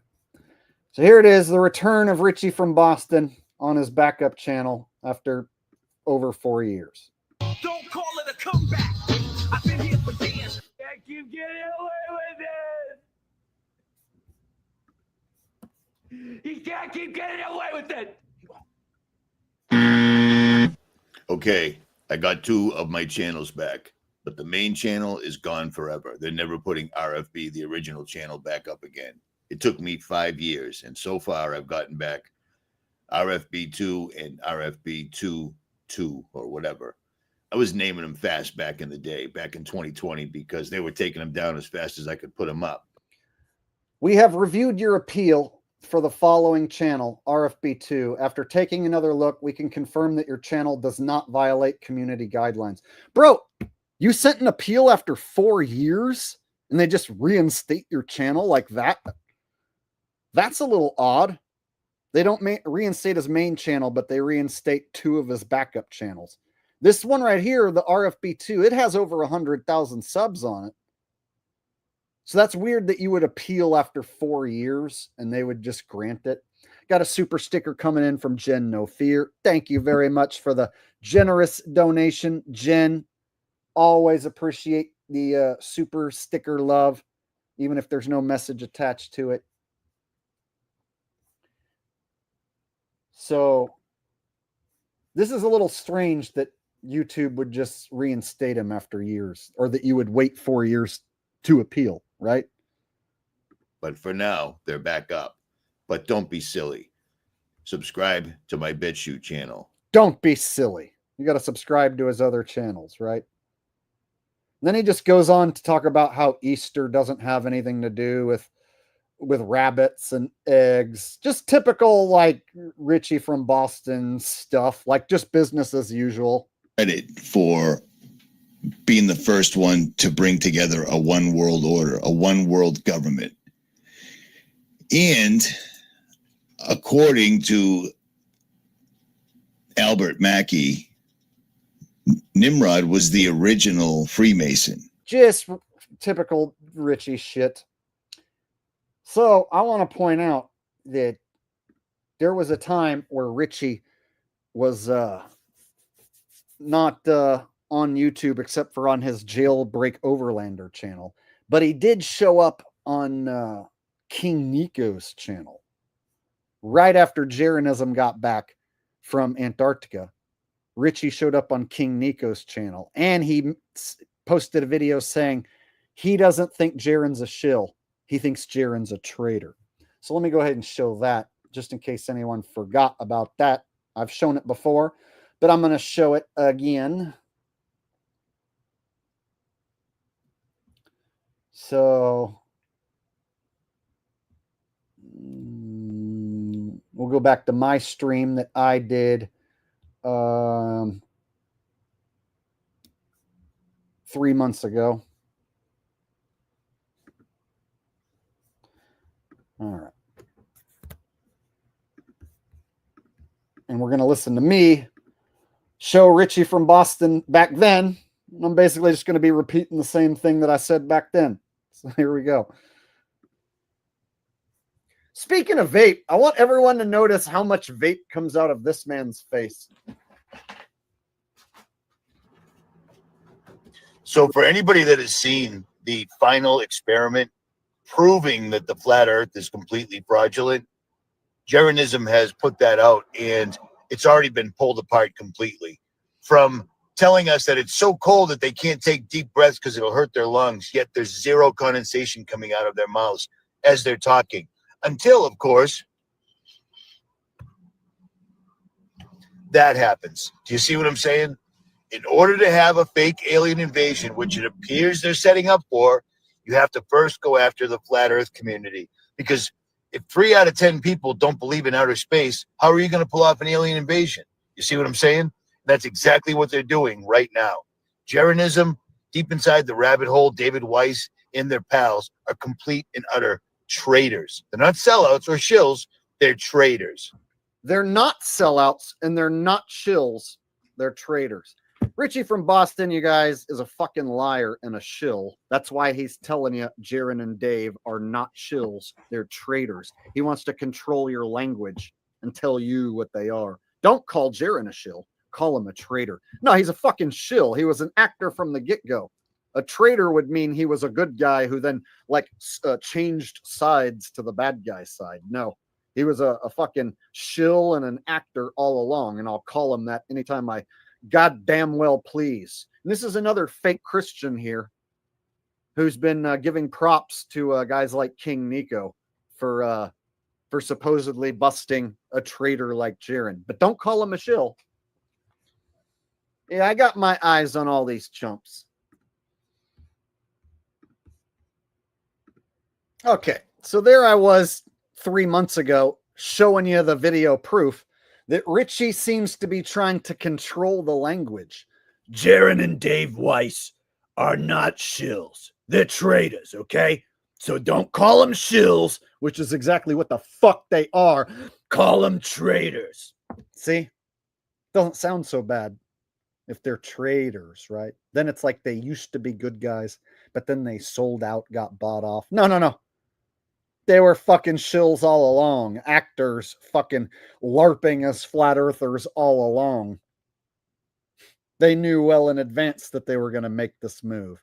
And they don't need to be bought off. If this is Jeran's job to work with authorities, he don't have a fucking choice. If what I think is correct, that Jeran is a compromised criminal, he's got to do what he's told. And so if they say, we need you to flip-flop on the flat earth and then the moon landing and then run a show each week, claiming how you used to be wrong and try and get as many people to flip-flop along with you. If that's what they want him to do, he's just got to go, yes, sir, and do it.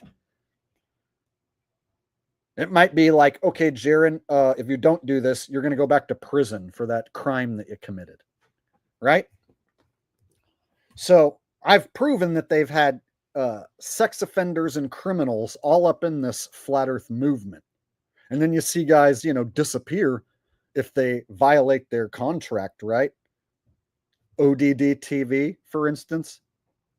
Where'd he go? Oh, he's in prison. Well, he was working right side by side with David Weiss, right? Hey, doesn't ODD TV and Richie go way back? I believe they do. In fact, I think I've got Richie bringing up ODD recently. So, let me go ahead and tie Richie back to this other shill bag who showed up only when the final experiment went down. After Jeran got back from Antarctica, this guy, King Nico, showed up on the scene, who nobody ever fucking brought up before. And then suddenly this King Nico guy was getting views. And then Richie from Boston showed up on King Nico's channel. Check this out.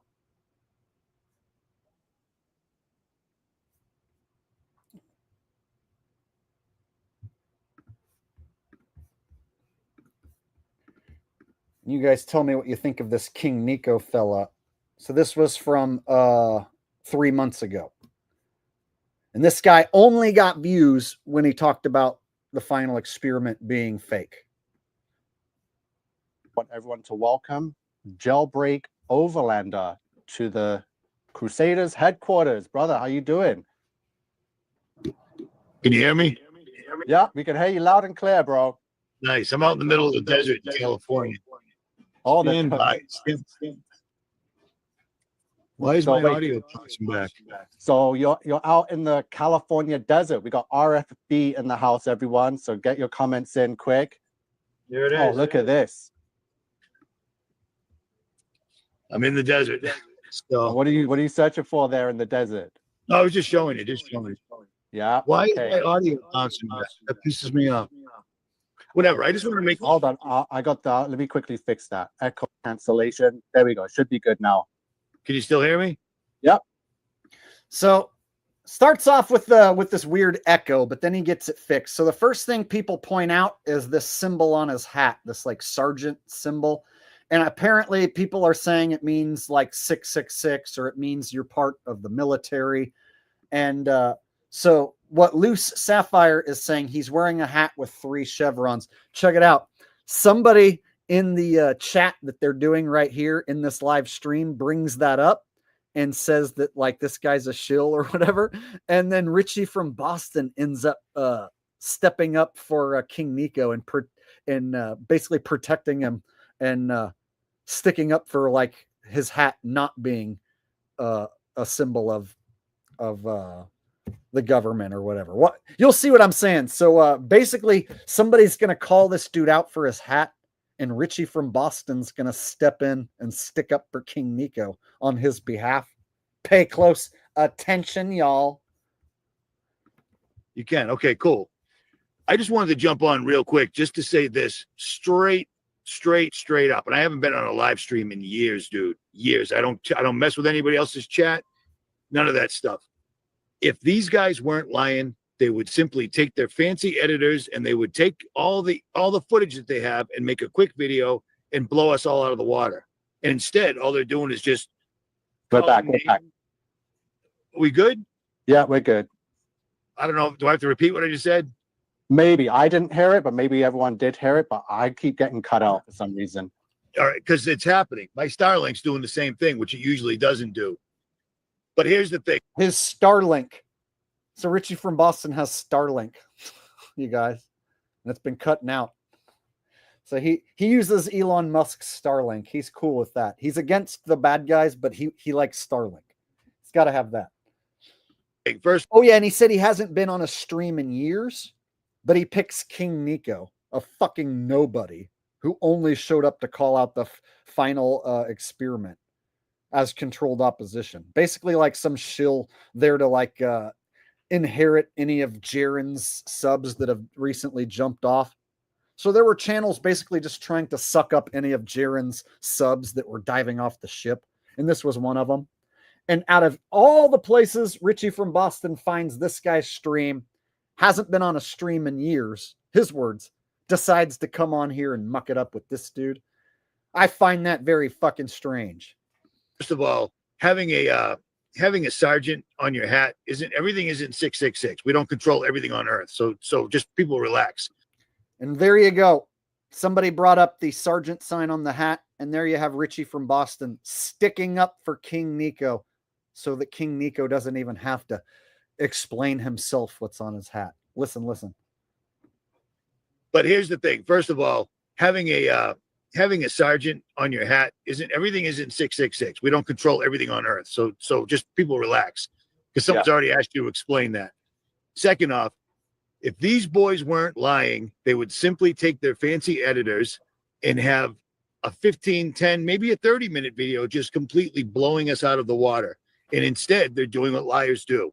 I mean, the blasphemy that Jeranism did, that I couldn't believe it. I mean, the blasphemy that the Jeranism did, I just couldn't believe it. He's not a shill. He's a traitor. He's blaspheming God. He better repent to God right now, because let me tell you something.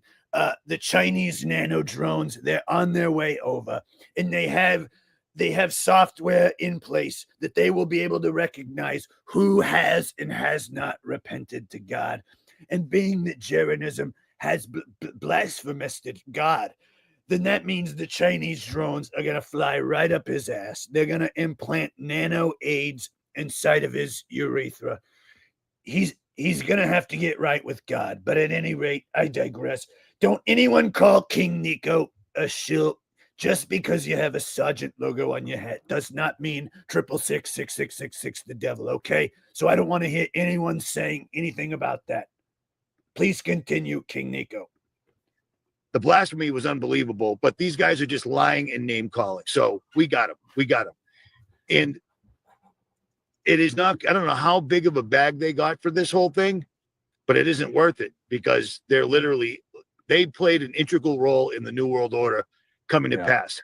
That's the only truthful thing he said. Jeran did play an integral role with the New World Order coming to pass, flip-flopping on like the most guarded conspiracy, You know, they set this up with actors for years in order to pull this off. Imagine like a pro wrestling storyline where you have like a 10-year story in order to like finally pull off this one moment. It's kind of like that.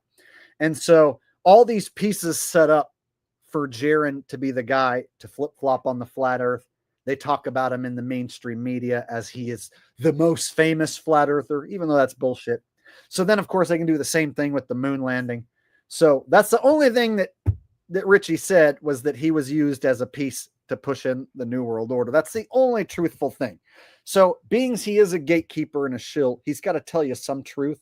He's got to make it look like he's busting Jeran. But the fact that he said Jeran isn't the shill and he's just a traitor, and he won't go into the detail or backgrounds of any of these fellas like I do, proves he's a gatekeeper, and he's not really trying to expose these guys for real. And this King Nico dude is a clueless dipshit who doesn't even know how the sun and moon work on a flat earth. If I was to show him that everyone sees their own sun and their own observational angles to the moon and the sun and the star, it would blow his mind and he wouldn't have a fucking clue. He still thinks that one sun goes around in a fucking circle. And so he's listening to these guys like RV and RFB here. And these are the guys who are pretending like they're the ones against Jeran. The fake Christian crew. The fake Christian crew who still pushes the debunked model of flat earth. And Trudeau had to step down because we are going to take over Canada. They're going to do this. So otherwise, that's all I got, brother. I didn't want to jump in here on you and quickly. All right. Before we move on, I got Decran4D said, your channel gives me hope. Love you. Well, bro, you know I'm going to give you the truth to the best of my ability, and I'm going to try to make it, you know, as entertaining as I can. But, you know, I don't have an answer. So sadly, I can call all this shit out, but there ain't no way I can fix it. So there has been people who have been like, well, so what do you suggest we do? And I'm like, I don't suggest we do it. All we can do is just see it coming and know what's going on, but we can't stop it. I can call these dudes out and tell you what their plan's going to be, and they'll still do it. Even though I called it out for 10,000 people to watch, right? They'll still pull it off. I'll be like, Jeran's going to flip-flop on the moon landing. Jeran's going to flip-flop on the moon landing. And then he will. So even if you try and get out in front of it, you still can't stop it. And that's what sucks. Is like, I wish I could tell you that there's something we could do to fight back or whatever, but really all we can do is gain the knowledge that this shit is going on and become smarter, more intelligent individuals because of it. All right. Yeah, it looks like I got a super chat that came in. I don't know if I read it or not.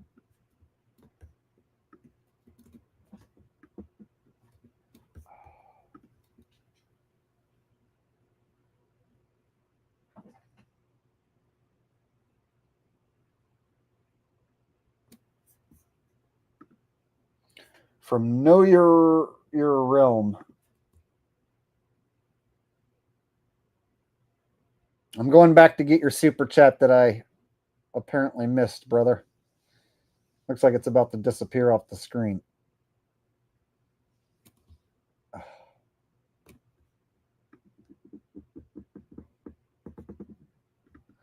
Fuck. Whenever I try and find it, I always fucking scroll too far, shoot past it, and then I go back, and then it goes all the way back to the beginning. It's a pain in the ass sometimes, like trying to go back and get these. Oh my God.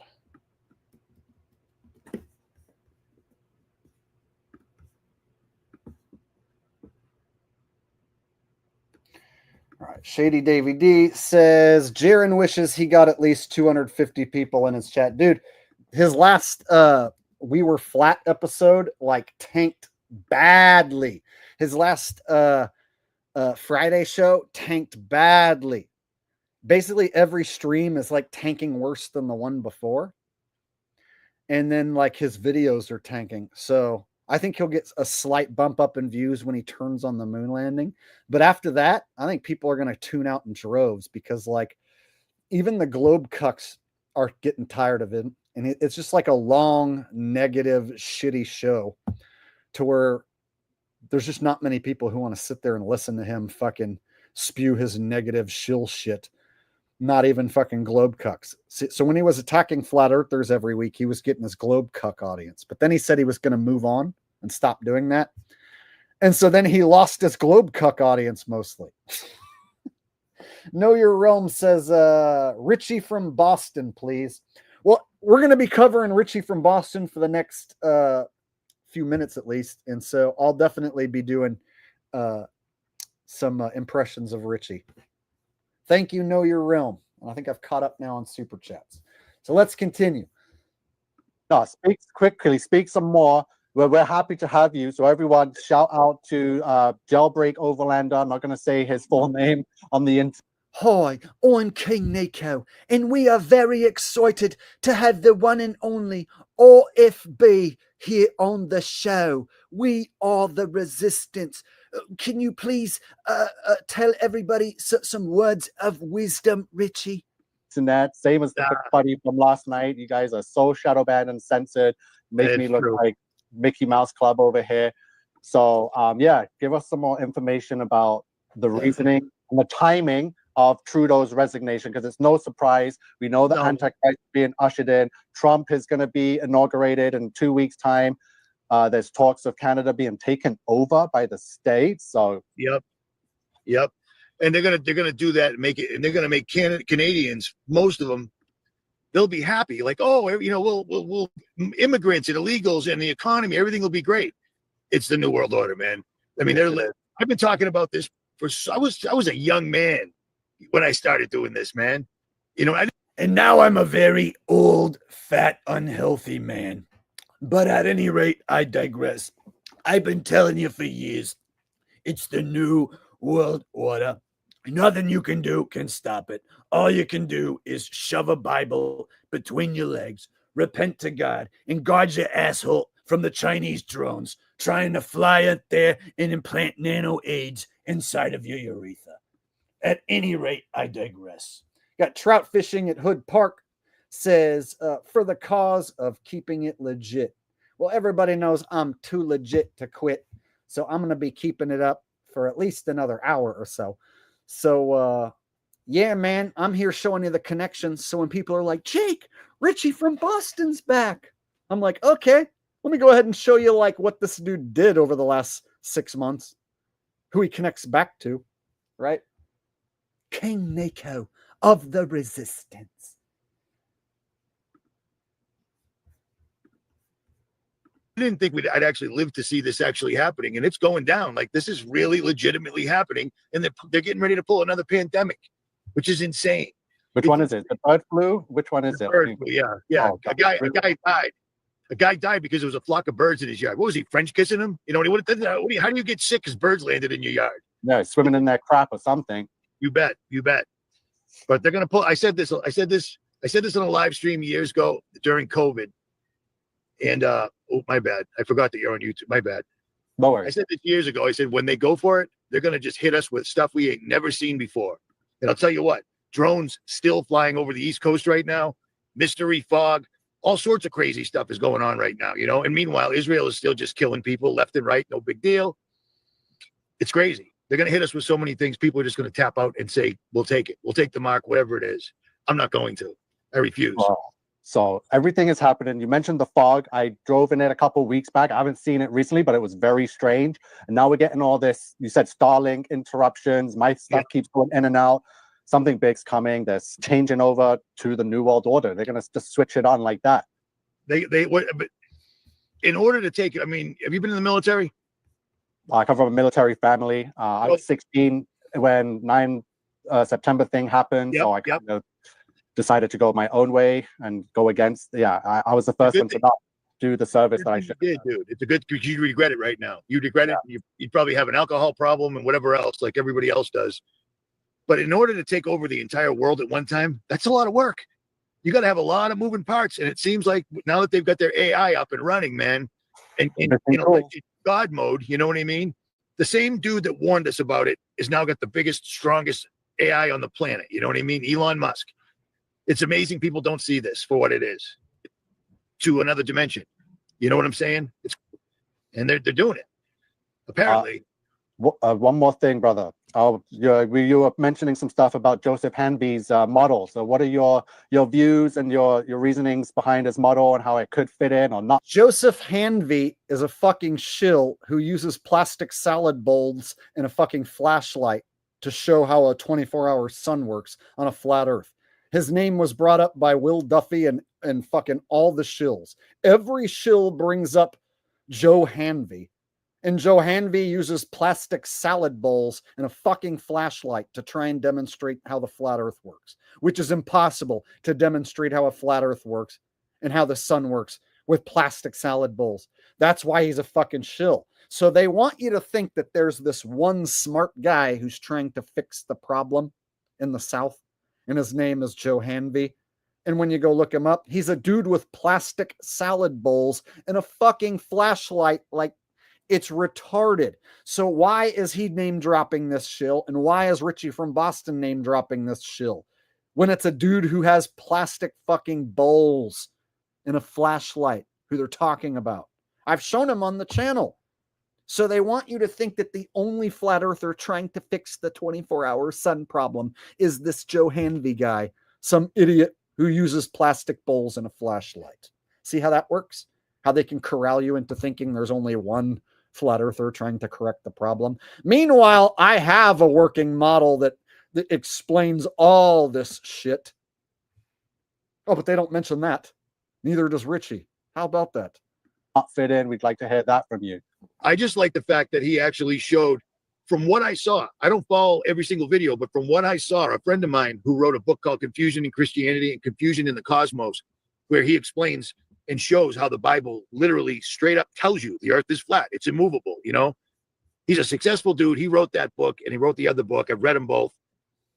And he turned me on to this kid, Hanvey, or whatever his last name is. And when I saw the superfluid, and I'm like, holy cow, somebody's actually using the ether. And he said, for our sun. Maybe I heard that wrong. You know what I mean? I don't know. Passion. So yeah. And hopefully displayed that everything I said. So it was great, you know, like it was really good. Yep, good. It's good. It's good, man. There's still a lot of us OGs around, man, but it's hard to, you still got kids on TikTok. You got people making YouTube videos using strictly TikTok video excerpts, you know, like they didn't even make. And it's funny watching these kids coming to realize stuff that we've known for 20 years. You know, like the fog is throwing down the smart dust. And I'm like, dude, smart dust, they smart dusted us nicely about 20 years ago. That's already done. So. All right, so you got Richie from Boston showing up with King Nico here, sticking up for his hat and saying that it's not a 666 symbol. Doesn't mean anything. Very strange behavior. I haven't been on a stream in years, bro, but I wanted to hop on here with King Nico because he seems like such a wonderful fella. Okay. And then who else did King Nico run with? Just after that, like right after that, RV and King Nico hooked up.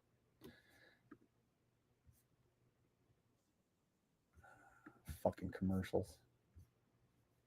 Go away, commercial. All right. Listen to the way this guy starts his stream. You want to tell me this is an actual warrior? A truth warrior? Ain't no truth warrior. Ain't nothing masculine about this. We are live from Crusaders headquarters. I am King Nico, and if you are watching and listening to this, you are the resistance. So welcome back, everyone. All right, so welcome back. We were live earlier this morning, and as you may have noticed, that live has now been taken down. So it was regarding our good friend RV. So I had the pleasure of being able to reach out to him, give him my number, and he called me, and he talked on the phone with fucking Russian vids. They live truth. Proven shillbag. Proven liar. Able to. Nameless, faceless coward. Too cowardly to give his name or show his face. Clear the air. So everyone, he is here right now. So welcome RV to the resistance headquarters. Thanks, King Nico. I appreciate that. And definitely we did have the conversation, like you said. I just want to go into a little bit, not take too much time explaining it regarding. Look, here's his sergeant symbol again. So he didn't just have a sergeant symbol on his hat. Now he's got this sergeant symbol thing on his cup. So he's obsessed with his sergeant symbol. But it's not any sort of government symbol, not any sort of 666. No. It means he's a good guy. The footage of Whitsitt and the whole walking out of that little hut and entering the scene, it was obviously puffing on a vape, and there's a bit of confusion about him hunching over, and obviously King Nico's been covering it all, exposing it all, and there's one particular clip. So King Nico came along and said everything about the final experiment was fake and done in a studio. And then Eric Dubé basically repeated the same thing. And then Richie from Boston and Russian Vids here both came on and endorsed this King Nico fella. So for like a month, he was getting like 2,000 views or so on these streams, which is okay for a small channel that no one had ever heard of previously. Now he's only getting a couple hundred views. So now if he doesn't talk about the final experiment, his content tanks and nobody watches it. So he only gets views when he talks about the final experiment being faked. Interesting, right? And this dude showing up to his channel, right? Proven shillbag who's slandered me. And I've debunked this guy 6 ways from Sunday, and he still lies. He will tell you that the sun never sets to the south below the Tropic of Capricorn when it provably does do that every single year over and over again. So RV's a fucking liar, shillbag, and there he is being promoted and cross-promoted, basically. So this is like a promotion for both guys, right? Oh, I have RV on my show, a wonderful guest. And then RV gets to make this guy look legit by coming on here. Which was bunched kind of together, that someone such as Eric Dubé and, of course, Flat Out Truth have put it out there where it's not completely concise and clear of what's taking place. And then they drop Eric Dubé, who's the original Flat Earth shillbag, who doesn't go live and only reads scripts. Yeah. How come Eric Dubé doesn't do live streams like this and talk to you guys man to man like I do? Oh, that's because he's only allowed to read the scripts that are presented to him. The flat earth is the most amazing and wonderful truth that anyone could ever wake up to. And there are people in place who are trying to keep you from learning the truth about the flat earth. And I can't go live and answer questions and talk to you like a man. I can only talk to you like this while reading a script. Right? That's who they name drop. So yeah, Richie from Boston says Jeran isn't the shill. Yes, he is. Richie from Boston ties back to King Nico, who ties back to fucking RV. And of course, we know RV and RFB, those guys are basically buddies too. What do I tell you? Shills of a feather flock together. You can connect these motherfuckers so easily. You can connect them like a chain link fence.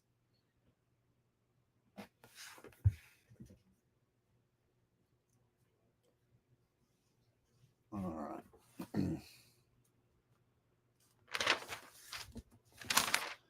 All right. So I pretty much got through the TFE stuff, the Jeran stuff, and then the Richie from Boston stuff. So that pretty much concludes what I wanted to talk about. So now we could just do some open topic chat, and you guys can, send me your requests for any silly songs or impressions or what else you might want to do. So now's the time for all that.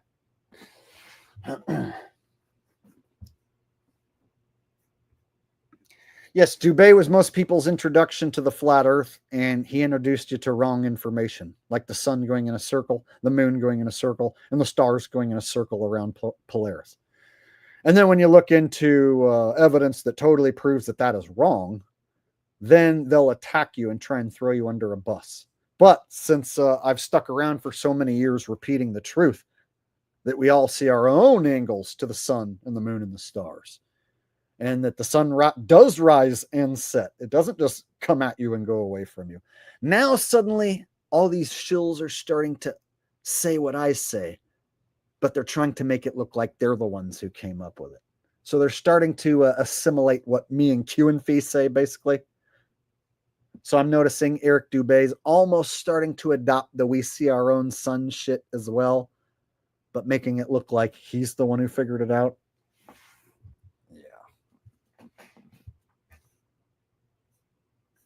Meanwhile, he won't go live and talk to you like a fucking man, like I do. Gee, I wonder why. Could it be because he's a script reading shill bitch? Yep, that's the reason.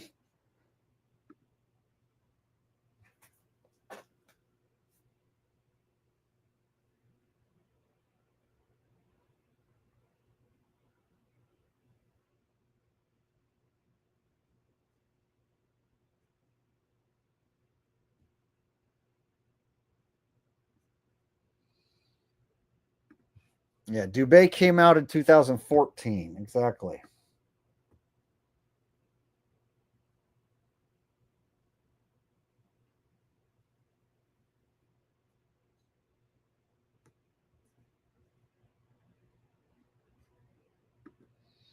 I asked last stream, what is your take on Austin Metcalf case? Is that like the black kid versus white kid thing?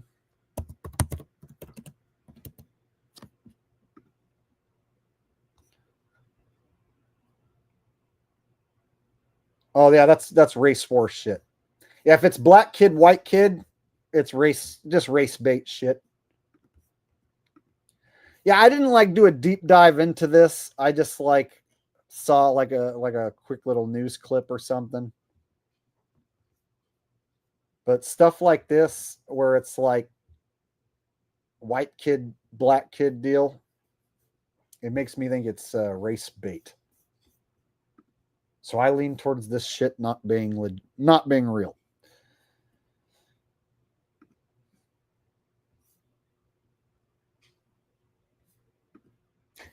So maybe something like some real thing does go down where one kid stabs another kid and then they concoct a fake narrative around it. That could be a possibility. But I always lean towards nobody being hurt at all and the whole thing being totally fake. Always. I always lean towards that. And I know I'm usually right.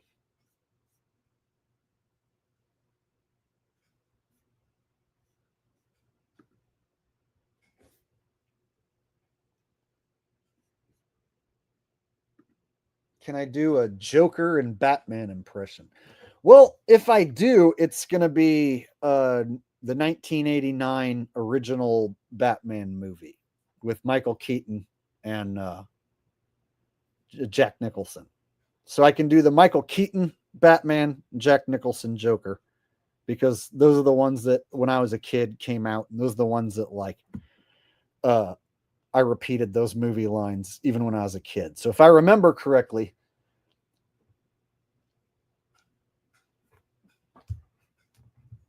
wait till they get a load of me. The Batman, huh? So he dresses like a bat, huh? Wait till they get a load of me. Right? So there's a little, that's like the Jack Nicholson version, right? So he dresses like a bat, huh? And he wants to break into my apartment. Wait till they get a load of my smiling face, huh? Let's see. Batman. What the hell did Batman say? Let me try and remember a line from the movie. The only line I can remember is when he grabs a dude and goes, "I'm Batman." That's the only line I can remember is when he says that he's Batman. God, I'm trying to think of a Batman line. Somebody help me out. What does Batman say? I totally can't think of it right now off the top of my head what Batman says. Besides, I'm Batman.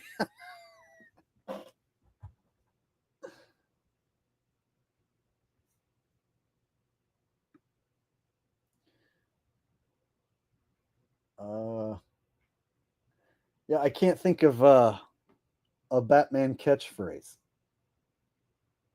That's like all he says.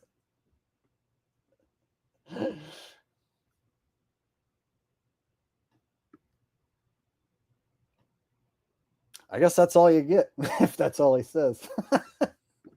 Florida Todd says, proven wrong 6 ways from Sunday. You got to copyright that. I want to use it. California talk, hilarious. I think it's like, I don't know. I've heard six ways from Sunday is like something people would say back in like the 80s or 90s, I think. And so I think it's just like an old phrase that people just don't use anymore, you know? That phrase is in the movie Detroit Rock City. Edward Furlong at one point in the movie says to one of his friends, yeah, you're going to get your ass kicked 6 ways from Sunday by that fucking big dude, but that's better than getting it porked for 5 years in prison. Something like that. And so, yeah, 6 ways from Sunday, it's been around for a while. It's just not something that the youngins say. So I don't think anybody who's like under 21 says 6 ways from Sunday. But if you're older than like 30, then maybe you remember it.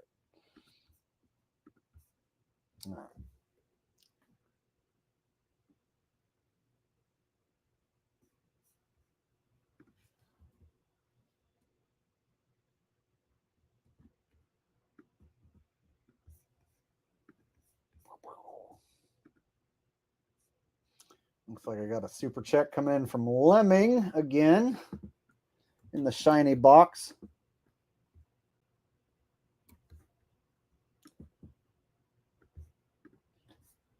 Lemming in a shiny metal box. Right? Like Man in the Box.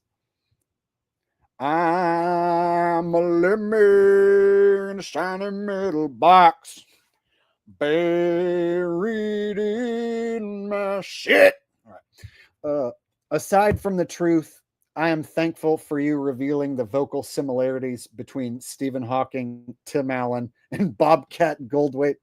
Many cheers and good evening, Sir Jake. Speaking of, I wonder if I could do Tim Allen. No, instead of doing Tim Allen, I'm going to do Tim the Toolman Taylor, to be more specific. Translating for Stephen Hawking. Oh.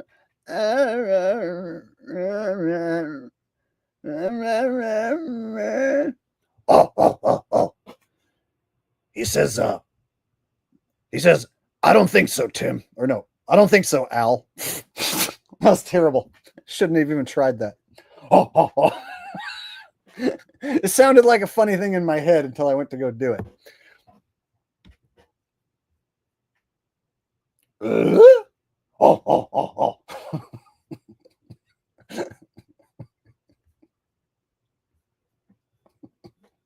That was retarded. Bobcat Goldthwait. I remember somebody brought him up a couple weeks ago, maybe a month ago, and I was like, didn't he die? And then I looked him up and it turns out he's still alive.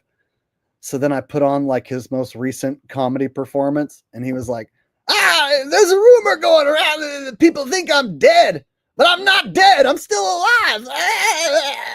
People think when they come to see me do a live show that I'm just going to go the whole time. But no, I don't do that. You know? So it's funny. Like I looked up Bobcat and he actually has a bit about how people think he's dead. And I did. I thought he was dead. I don't even know why. I don't even know if that's a Mandela effect or just me wrongly thinking he was dead. All right.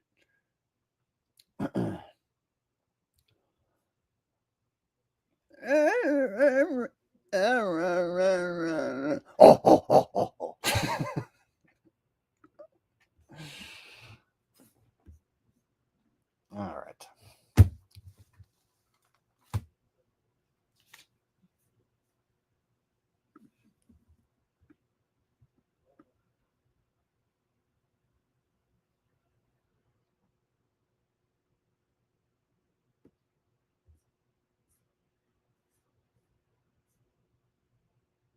You know who was cracking me up? I saw a video of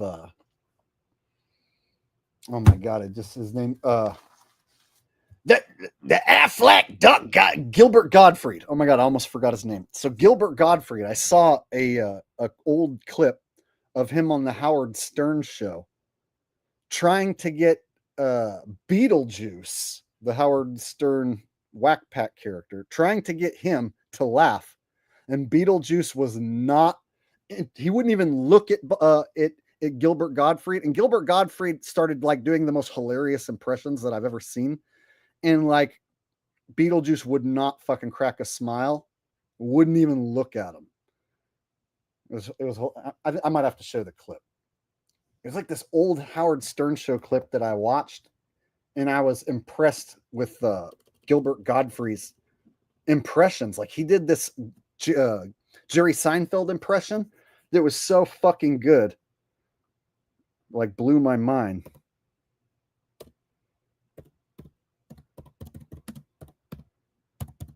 Hopefully this isn't copyrighted. Gottfried. Gottfried. All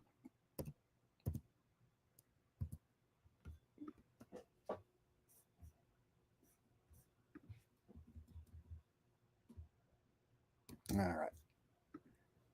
Let me pull this up. Hopefully it's not copyrighted. Hopefully I get away with this.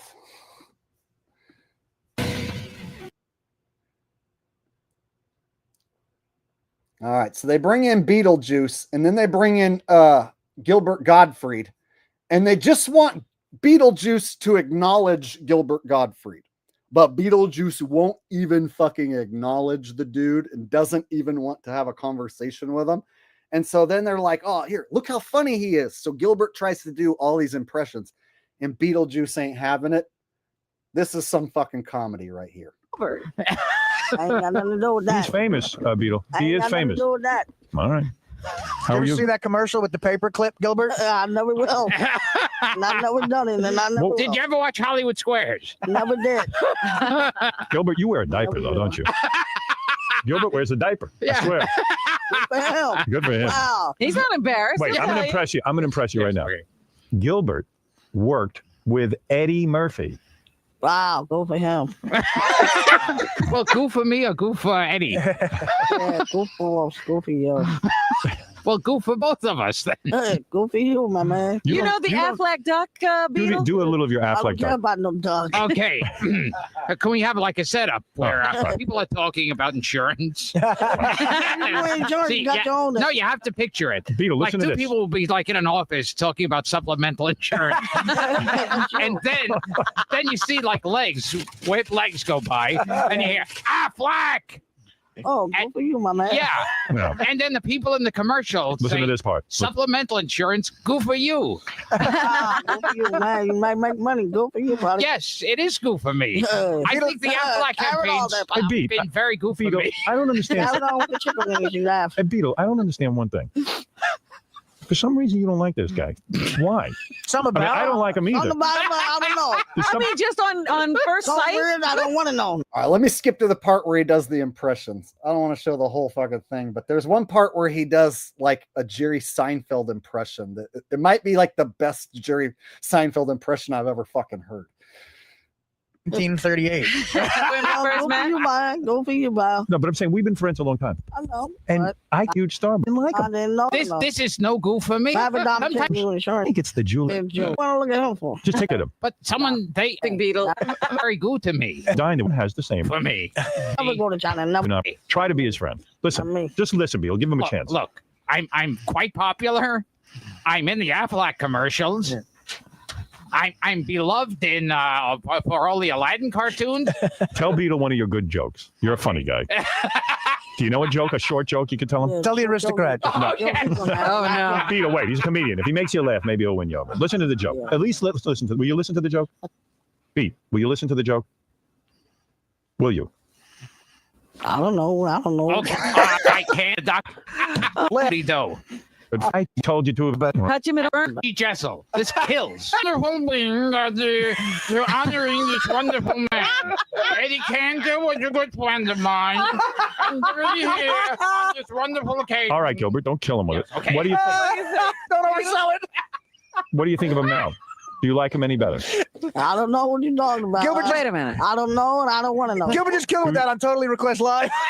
Gilbert, let me help you here. Yes, okay. Because I really want you guys to be friends. Here we go. Try doing I don't want to know. Try doing Dracula for him. Do you Okay. wait? Do you know who Dracula is? You know the guy who sucks the blood in the monster movie? Just listen. I am Dracula. I beat you. Welcome. Listen to them. Kill. I'm trying to get to the fucking Jerry Seinfeld impression. Don't upstate. Who played Doc House? A while ago. What? Find me some fun. Hey, Beep. Yeah. Kate. Herpes now. Banner says you gave him herpes. Well, see, I can't pee. here's a joke that you could use. Because you be yes, Gilbert is saying Jews to the audience. giving you. What did you say? Oh, ain't Church Puerto Rican stuff. Something new. Oh, good. That's how it was. No, it was. It was good. Groucho thought. Listen to Lee Johnson, who is a great humorist that smokes. for you. Not worth Don't do that. He's not. Do you do anyone more current, Gilbert? Yeah. Someone that, who do you like? Gilbert? Alan Thicke, can you do? Oh yes. Oh okay. know. Here's my Alan Thicke. You'll be good. You're in the kid. Oh, here's the one you like. It's Nipsey Russell. Okay. Hey, I got some poems for you. Do Dice Clay. Oh, hickory dickory dock. Ow! No good. I think he's starting to warm up. Do you do Robin Williams? Maybe he. Oh, look at that. Oh. Do your Jay Leno. So, you're checking the paper tonight. You ain't reading the paper tonight. You ever watch Jay Leno? No. What about Seinfeld? Jerry Seinfeld, you did great. Here it comes. This is what I've been waiting for. The one moment. I swear it's going to be worth it. This is a good one. Wait a second. You know Jerry Seinfeld? All right. Close your eyes. You'll swear he's in the room. Close your eyes. Listen to this. Go ahead. Hey, Beetlejuice. Why do they call you Beetlejuice? Why not Beetle soft drink? Why not Beetle soda? Why not cockroach juice? What do you think of that? Huh? No, he hates you. And this dude won't even fucking crack a smile. Dude, that was great, man. Why not Beetle soda? Why not cockroach juice? All right. That was good. See, I like comedy like that because it's being like made on the spot, you know? That was back when the Stern Show was actually funny sometimes, where they would actually create like these wild and zany bits on the spot. I miss comedy like that. You know, you don't have anything like that anymore. The Stern Show used to actually be entertaining, and now it sucks a donkey dick. But back then, there were some episodes that were fun. It's tough to listen to Robin Quivers cackling, though. And of course, yeah, Howard Stern is nothing like he used to be. Now he's just terrible.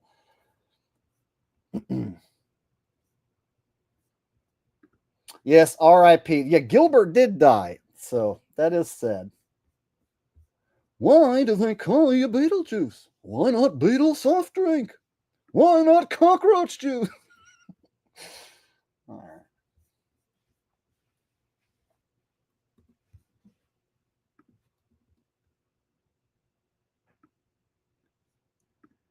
That's what he was known for, was talking like that. But then surprisingly, he could jump out of that and then go into Jerry Seinfeld's voice, which is not scratchy and doesn't sound like Gilbert Gottfried at all, right? So that's definitely talent for him to jump. And even the 5 seconds he did Robin Williams, look at that over there. Like for like 5 seconds, it was good, right? So anyway, I like when people have the talent to jump around between characters. It reminds me of myself. So to see someone else do what I'm able to do is entertaining. All right.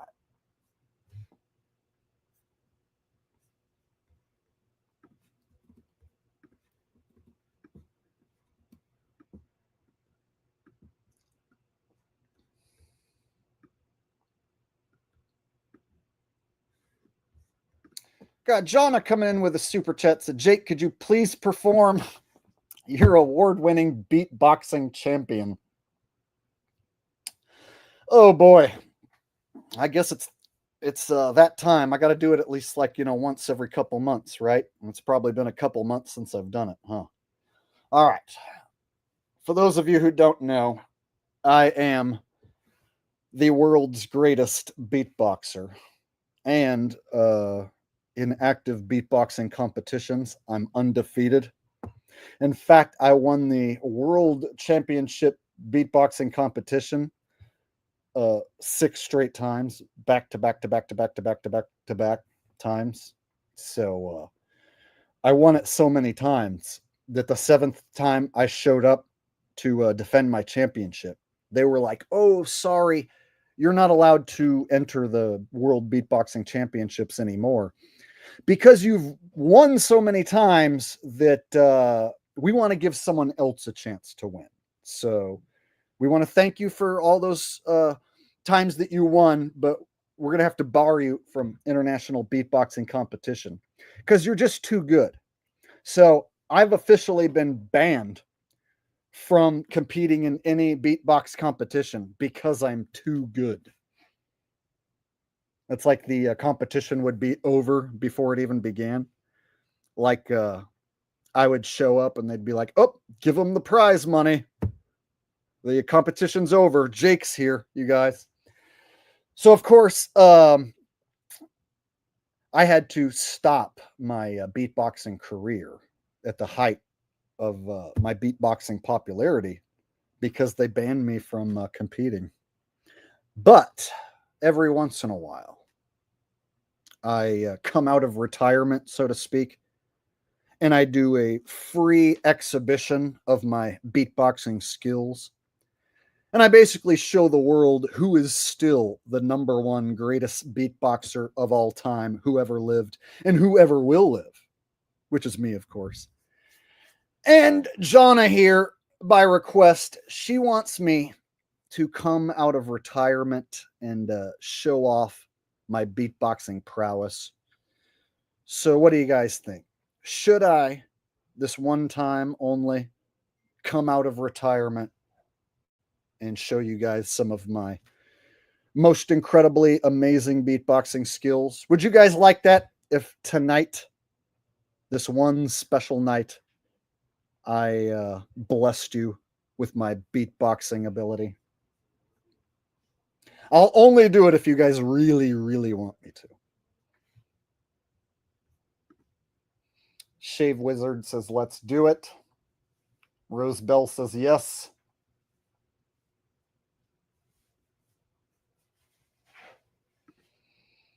Pipa says, "Bless us one time."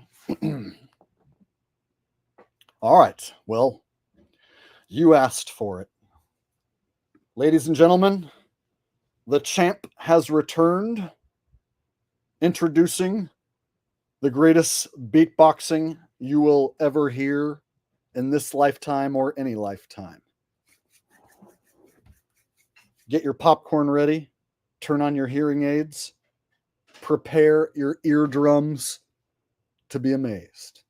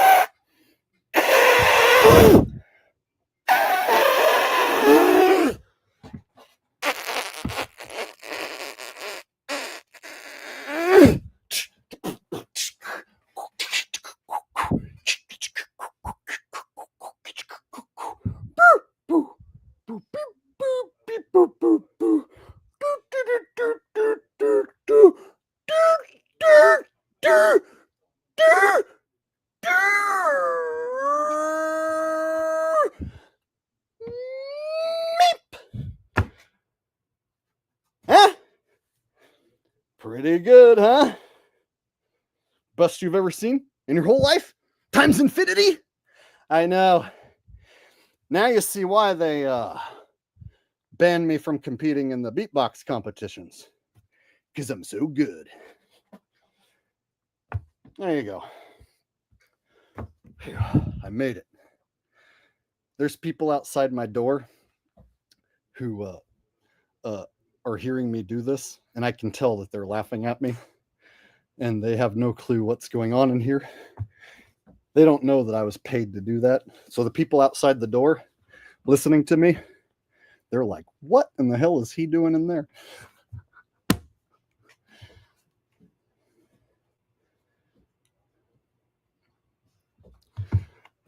Oh yeah, there's other people here who rent offices who like do real work.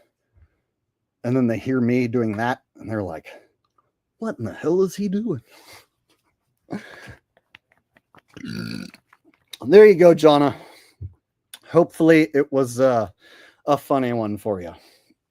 There you go. That's my beatboxing joke. If you ever hear anyone steal that joke, you let me know and I will bitch slap the ass. That's my joke. Whew. I woke up my puppy. My puppy is awake now. Huh? Did I wake up the puppies? I waked up the puppy. I waked up the poo-poos. Did I waked up my puppy? Did I waked up my puppy? Waked him up. Him is good boy. Is my pippish. Is a pippish. Wow!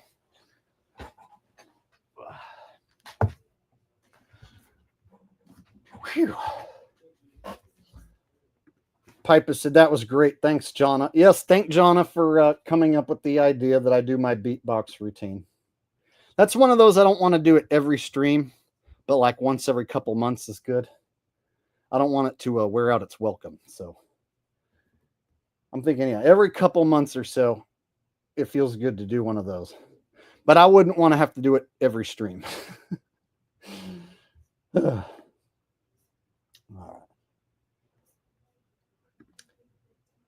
Yeah, Ralph always wants to go outside.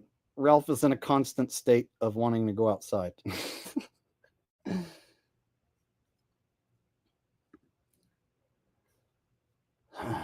All right. Kelly says, oh, speaking of, You can check out Ralph's adventures over on his YouTube channel. Let me go ahead and pull his channel up, give him a quick plug.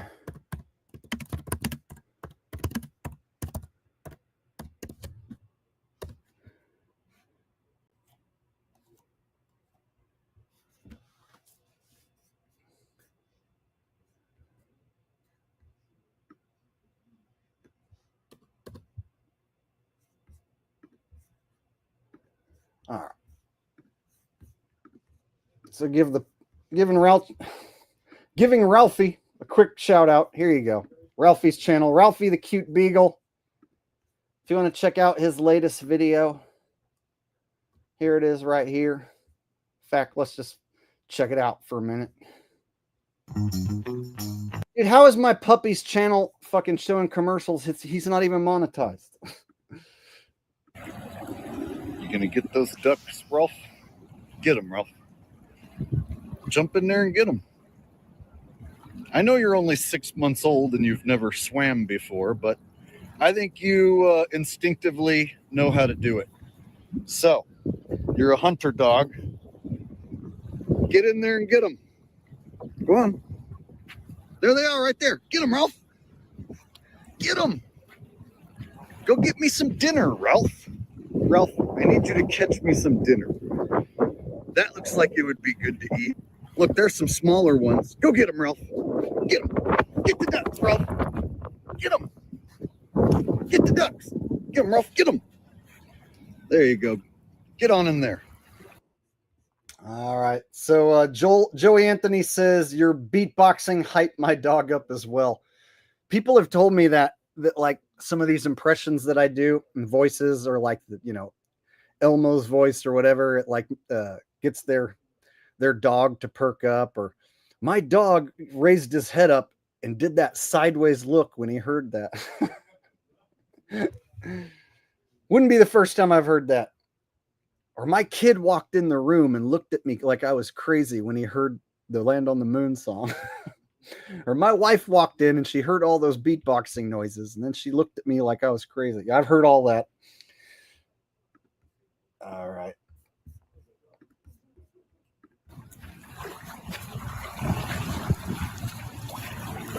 Looks like he's freaking out over this scrunched up plastic bottle. Yeah, that does look weird. I agree. That is a weird looking plastic bottle. You're so funny, Walfs. My doggy is such a funny, crazy puppy. Hey, who's a crazy pippy? You crazy, funny pippy? Come here. Show everybody what you got, Ralph. You want that? An old, crunched up plastic bottle full of dirt? That's what you want? It doesn't even look good at all. What in the world prompted you to pick that up? You don't even know why. You don't even know why, huh? You're just a puppy. I'm totally going to take that away from him. He picks up the most random stuff sometimes. That's one thing about this dog. He's a puppy. And so he'll like find, some random, old napkin on the ground. He'll want to pick it up, or he'll find some like, fucking sock from like a homeless guy on the ground. He'll want to pick it up in his mouth. It's like, no, what are you doing? You don't need that. So it's funny right there. He picks up this like plastic bottle and he walks away with it like he's got something, like, oh, I'm going to eat this. I found something good. Look at that crazy Ralph. What are you doing, Ralph? You being a crazy puppy?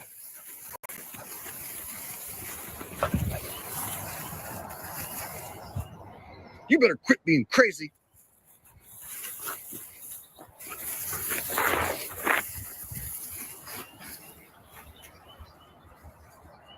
I mean it, Ralph. You need to quit being crazy right now. You're too crazy of a puppy.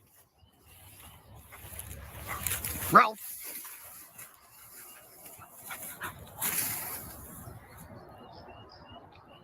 All right. You need to settle down now, Ralph.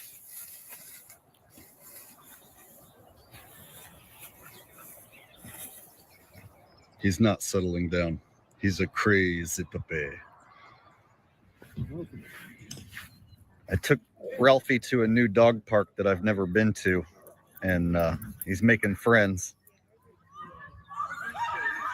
He seems to get along with every single dog that he meets. And he seems to like every person that he meets.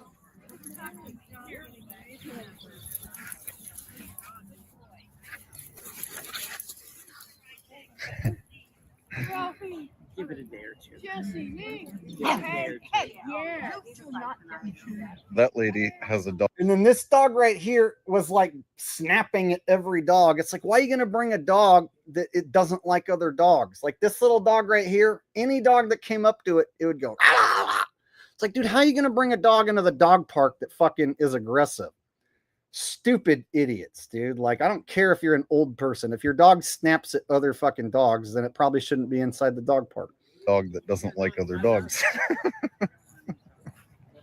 I don't know why she brought it. All right, so there's Ralphie's latest adventure. You can check out his channel, Ralphie the Cute Beagle, and I try and post a video like every week or every couple weeks over there so that we can all see Ralphie grow up. And he's went from a little tiny pup to a fairly big pup in just like 3 months. So the little puppy phase is already over, but he's still a young dog, you know, hasn't even been alive for a year yet. So everything is still new to him. So sometimes, you know, he'll see like, you know, a plastic bag moving around and he'll think it's alive. And I have to remember like, oh yeah, he's only been alive for fucking 6 months. So everything that he sees is new, you know? All right. Ryan Watson says, what a happy soul and a good looking feller too. Thanks for making me smile, Jake, like you always do, dude. Appreciate you sharing. Hey, you're welcome. And so that's another thing. You won't get any genuine content from a true evil shill. You know, anyone who's like duping you usually won't be able to give you genuine content like what that was. That's me and my dog out doing, you know, what we do, taking our walks and enjoying ourselves, and then me posting it on my dog's channel. My dog doesn't get that many views. We're not making money on the dog's channel, but I still like posting the videos so that I can see the dog, you know, grow up, and I'll have it all cataloged on his channel. And so stuff like that, you know, that's the difference, you know, between me being a real genuine dude and then the shills who just want to pump you with disinformation and lie to you. They don't got time to take the dog out for a walk and catalog those adventures. They're too busy doing their evil shill shit, right? So yet another reason why I stand apart from these dudes.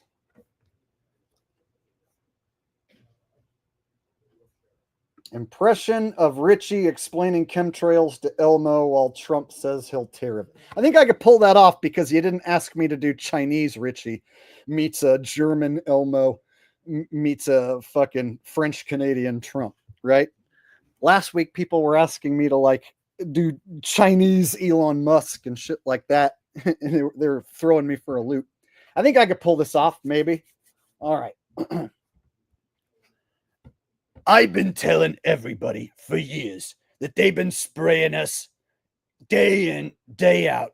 They probably sprayed us with smart dust over 20 years ago. And people are just now starting to feel the effects of it. And it's only going to get worse. At any rate, I digress. Elmo totally agrees. Elmo was out vaping in his Overlander, and Elmo noticed a swarm of Chinese drones was chasing after Elmo's Overlander.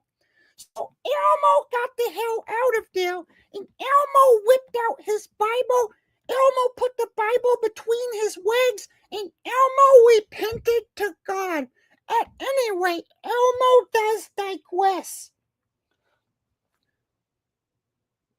Let me tell you what we're going to do. We're going to save billions and billions of dollars. You can hear Richie and you can hear Elmo talking about chemtrails what I'm fixing to do, we're going to place a tariff on chemtrails. So this, of course, is going to create a wealth of revenue. We're not only going to make billions and billions, we're going to make trillions and trillions when I tariff chemtrails. Every time you see a line going across the sky, there's going to be a Trump tariff in place. Not only that, all planes from now on are not going to be running on any sort of fuel. They're going to be running on Trumptricity. So all your vehicles, all the planes, and all of your homes are going to be running on Trumptricity. It's leaner, greener, meaner, far superior than electricity in every way, shape, or form. And right now, you're hearing a lot of people talking bad about these tariffs. They don't know what the hell they're talking about. Quite frankly, they're delusional. These tariffs are what's going to save America. They're going to make America great again. Elmo, you agree that these tariffs are going to make America great? Elmo agrees, and Elmo wants you to buy a Cybertruck so that America can be great again. At any rate, all three of us shall digress. And my Starlink right now is acting up. They always try and mess with my Starlink whenever I'm trying to tell people the truth about these Chinese drones. Like, share, and subscribe. My old channel has been reinstated. Richie from Boston 2 is back up. You can like, share, or subscribe, or don't. At any rate, I'm out. Whew, there we go. I made it. I made it.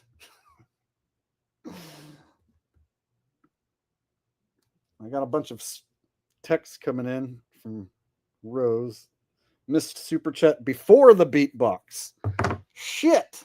Before the beatbox. That was like 20 minutes ago or something.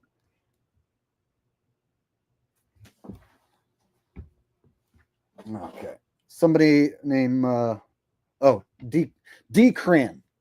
I missed D Cran's super chat. So let me scroll back and read that real quick.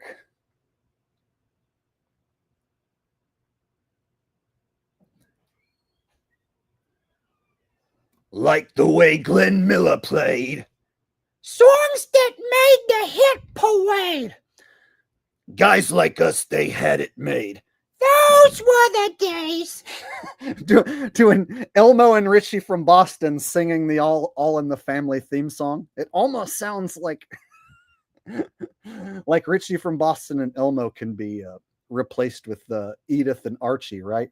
Or replace Edith and Archie with Elmo and Richie. You can barely tell the difference.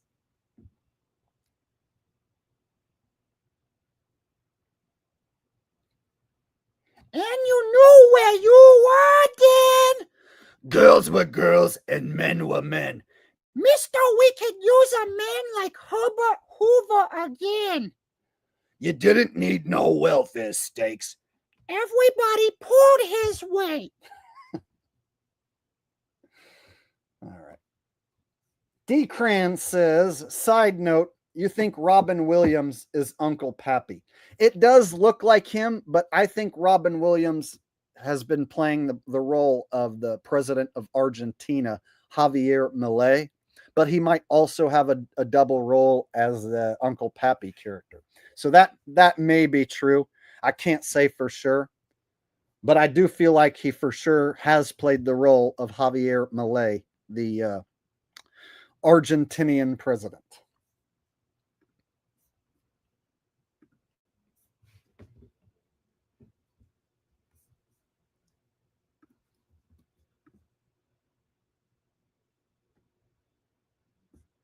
Yeah, I know.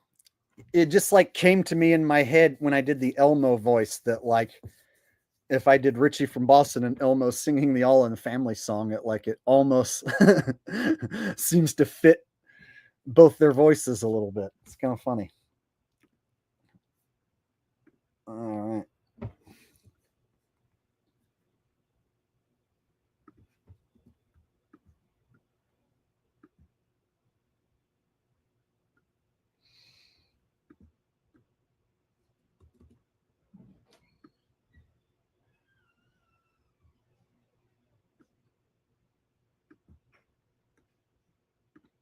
Hey, I want to thank everyone for hanging out tonight. We're going to be winding down soon. Before you guys go, can I get some thumbs up from y'all. I probably should have asked earlier when I had more people here, but I see. I don't want to say how many thumbs up are on my end because that's a Masonic number, and then you guys will fucking say that I'm saying that number on purpose. So I have a Masonic number of likes right now. So could you guys give me more likes so that I'm not stuck on a Masonic number? So get me up to 400 likes before we go. How about that? Hook a brother up and get me up over 400 likes. And if you enjoyed this show, it's a quick and easy way to show your appreciation. And it helps tell the algorithm that you enjoyed this content and that they should recommend it to millions and billions of other listeners. So what I need for you to do right now, for me right now, what I need from all you lovely people is for you to hit the thumbs up button. Let me tell you something. If you don't hit the thumbs up button, then you aren't quite as intelligent as I might have originally assumed. Oh, yeah. And if you want a lifetime supply of Slim Jims, then you better hit the thumbs up button right freaking now. Yeah. Macho Man wants you to hit the thumbs up, so do it. That should do the trick. How many thumbs up do I got now? I got 352. Come on, guys, get me up to 400 thumbs up. 400 thumbs up. What do I got to do, huh? Let me tell you something, brother. If you don't get me up to 400 likes right now, then I'm going to drown you and your whole family in Hulk Hogan's American beer, brother. Nobody wants to drink my beer, and I've got a stockpile of it. So if you don't give me a thumbs up right now, brother, I'm going to dip you inside of a pool of beer, and I'm going to hold your head down until you drown, brother. I'm going to drown you in my American beer. Because what you're going to do when I drown you in my American brew? Come on. That's something I've never said before, that I'm going to drown you in Hulk Hogan's beer. That's worth giving me a thumbs up, right? That should have shot it up over 400. Okay, 364. We're getting close. What if the game Triple H was to tell you that this year's Mania is going to be the biggest gate that we've ever done, which is why we haven't sold out the stadium?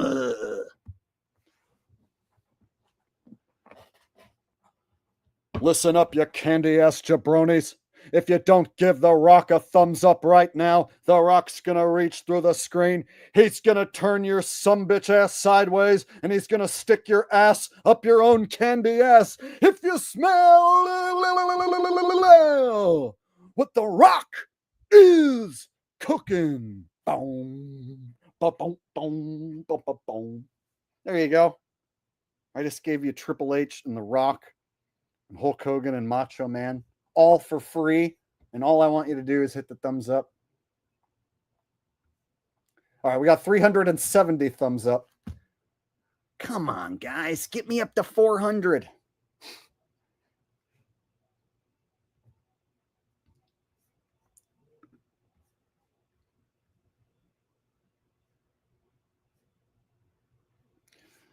Kane, I will walk through the depths of hell to face you. I will walk through eternal damnation in order to fight my own flesh and blood. And I do hope that my parents will forgive what I have to do, because Kane, at WrestleMania, you will rest in peace. Oh, dead man! You think when you face your brother Kane at WrestleMania that you're gonna be able to do away with the demons, but it is your brother Kane, dead man. Your brother Kane is the one that's gonna put you 6 feet in the ground, dead man. There you go.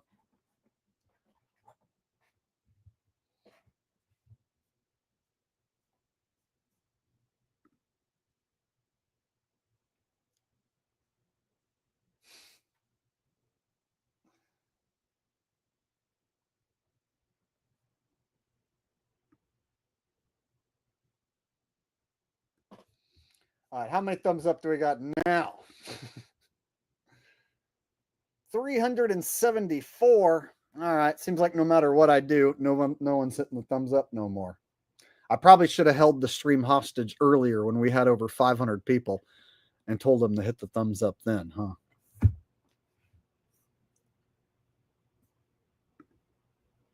Connie Lynn Goss says, I think there's a glitch on YouTube.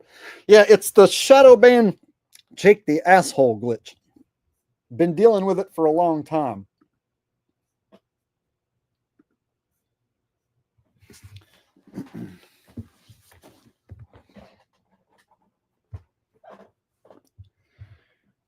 You know what?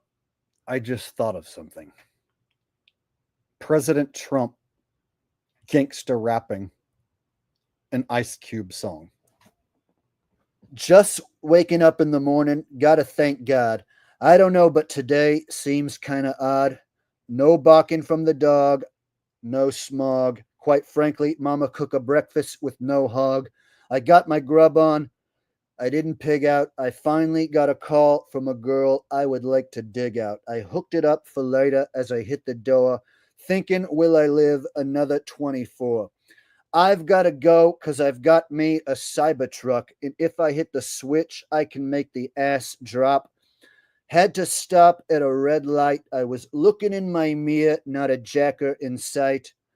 Everything was all right. I got a beep from Kim, and she can fuck all night. Called up the homies, and I'm asking y'all, which park are y'all playing basketball? If you get me on the courts, I'm trouble. Last week, I fucked around and got a triple-double. Freaking N-words every way like MJ. Quite frankly, I cannot believe today was a good day. There you go. President Trump rapping an Ice Cube song. Ta-da! That's new. Never done that before. I wonder if that got me 400 likes.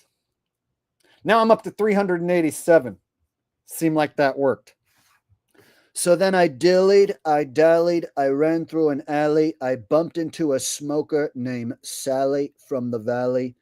This was a girl playing hard to get. So I said, what's wrong? Because she looked upset. She said, it's all because of you. I'm feeling sad and blue. You went away. Now my life is filled with rainy days. I love you so, how much you never know, 'cause you took your dope away from me. And on and on and on she kept on. This bitch, quite frankly, has been around before my mother was born. I said, you're up, and I gave her a hit. I said, you can't have me.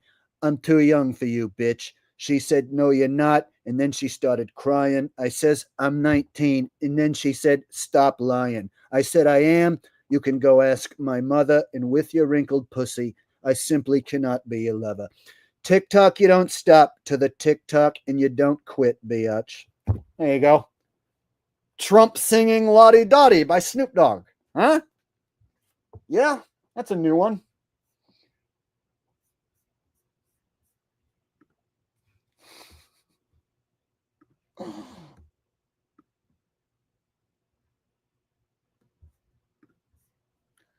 You can find me in the club. Got me in the club. I got what you need if you need to feel some love. I'm not into having sex. I'm not into making love. So come give me a hug and you end up getting drunk. I don't really remember the lyrics to any 50 Cent songs. I remember Snoop Dogg and Ice Cube lyrics much more so because I used to listen to rap when I was a little kid. But I never got into 50 Cent, so I can barely remember the lyrics to his most popular song.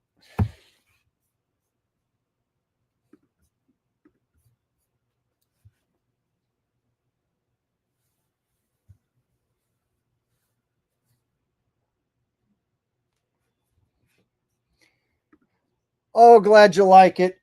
Glad you like it. Just coming up with some new ideas here at the end. See, I've done a Russian guy gangster rapping, and I've done a Middle Eastern guy rapping, or like an Indian guy rapping, and it always seems to work. Like as long as I like do a different accent or voice and then sing like a Snoop Dogg song or an Ice Cube song, it seems to always work as comedy. So I could pretty much just have any celebrity rap the Snoop Dogg song or the Ice Cube song, and it would probably sound funny, huh? Right?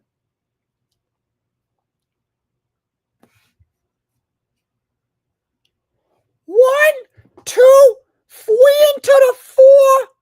Elmo and Big Bird is at your motherfucking door. Ready to make an entrance, so back on up. Cause you know we're about to whip shit up. Give Elmo the microphone first so I can bust like a bubble. Sesame Street and Long Beach in trouble. Now you know you in trouble. All right.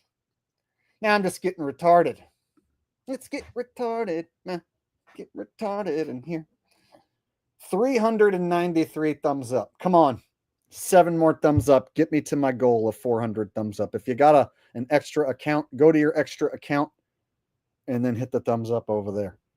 Create an extra account right now and then hit the thumbs up so that you can get 2 thumbs up on this bitch. I need 400 likes, y'all. I'm giving you my best here for free right at the end.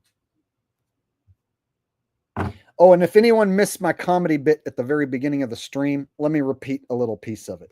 So there's one thing that black folks and white folks totally agree on, and it's that Mexican music sucks donkey dicks. Do you know any black people who like Mexican music? Yeah, me neither. I don't know any white people who like Mexican music. I don't know any Asians who like Mexican music. Basically, the only people who seem to like Mexican music are fucking Mexicans. It's like it was tailor-made for them and them only. In fact, if I was to go ask any black guy, hey, bro, what do you think of Mexican music? Every black guy would basically say this: that shit's whack, bro. And I would be like, yes, I agree, my black brother. And then we would become friends and we would connect over how much Mexican music sucks. That was a bit that I said right at the beginning of the stream. So if you missed it, there you go. Repeating it. Shady Davy D said, great show tonight. Thanks, Jake. I was recently shadow banned. Think Jeran had a hand with that. Cheap plug. Come subscribe to the LaFleur Network. Well, what makes you think you got shadow banned? Did you like not get as many views on a stream or what? What happened that makes you think that? Because I know like on your streams where you show Trump and then you have like Trump in the title, sometimes you get a ton of people showing up. But then like on like your regular content, you know, like you're not going to get all those Trumpers to show up. So it could probably just depend on since you're a newer channel, like, you know, title to title, thumbnail to thumbnail. You just never know. Sometimes like it can all come down to like your title not being good or your thumbnail not being good, a combination of the two. And they shadow ban people on top of it all. So you could actually be shadow banned. Did I make it? Did I finally get to 400? I did it. I made it. Celebrate good times with your mom. I got 400 likes. Now it's time to celebrate this shit throughout the year. So everybody, party time with me and freaking you. That was a hell of a celebration. So glad we made it. On my end, it says we made it.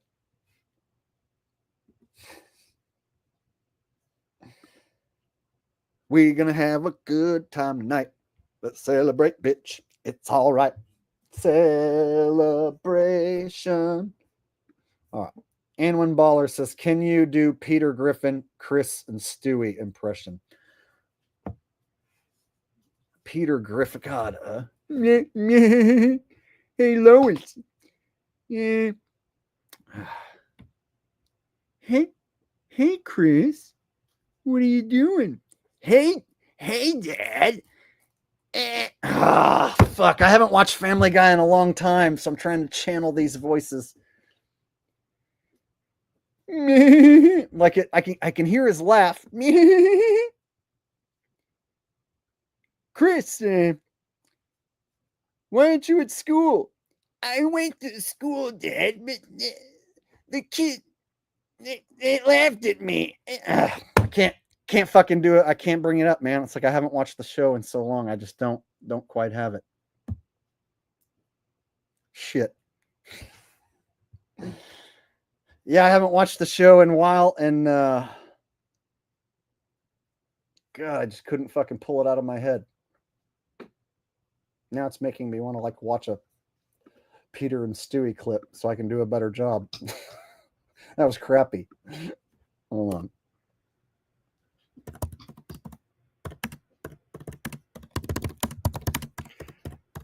Let me see if I can get it a little closer than that, if I can just listen to a clip for a second.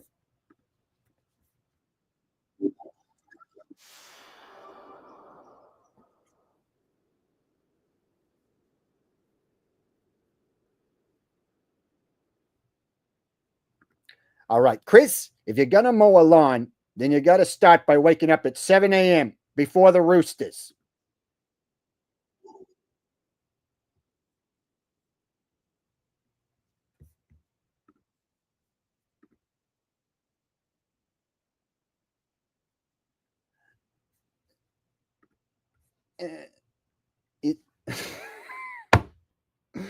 Fuck. So on my end, I just watched like a quick clip to try and like hone in the voice, but the Chris clip was so quick that I couldn't fucking do it.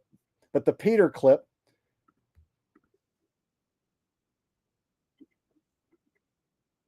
All right, Chris, if you're going to learn how to mow a lawn, there you go, Chris. All right, now I kind of got it locked in a little more. I just haven't watched Family Guy in a long time. Hey, Chris, if you're going to mow the lawn, then you have to go get the lawnmower. You're going to have to learn how to mow the lawn, Chris. There you go. I had to fucking watch a clip so I can hear it again. All right, let me watch a clip from Chris, and maybe I can lock that in a little better. Lois, why doesn't Chris want to wake up and mow the lawn? You want to wake up and mow the lawn? All right.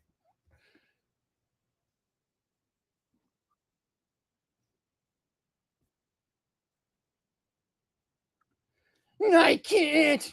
The lemonade tricked me and got away. All right. Trying to do Chris is harder than I thought. I haven't practiced Chris, but. All right, that'll be 10 cents. Chris, pour the man his lemonade. I can't. The lemonade tricked me and got away. Lemons are gone. Will it be today? Time to spin the wheel of porn.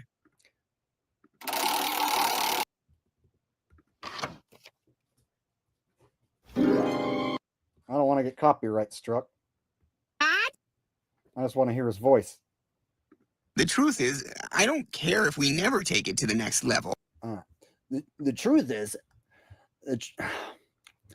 yeah, that's like Seth Green has that certain voice. I can't quite get it. The truth is, we might never take. No, I can't do a good Chris. Just can't quite dial that tone in.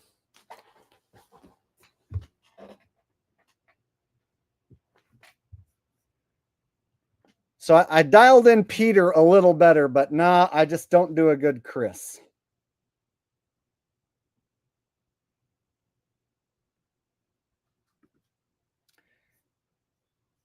And Stewie. Let me pull up a Stewie clip. Maybe I can pull off Stewie.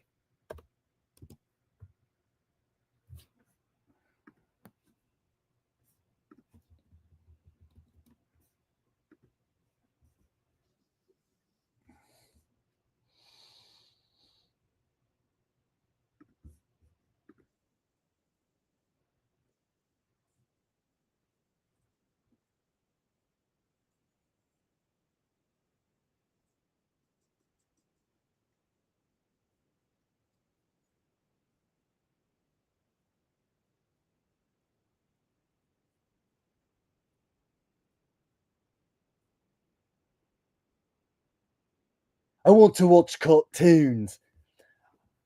I want to be a good boy and watch cartoons in the morning. Ugh. It's like, I don't even know if I do a good Stewie either.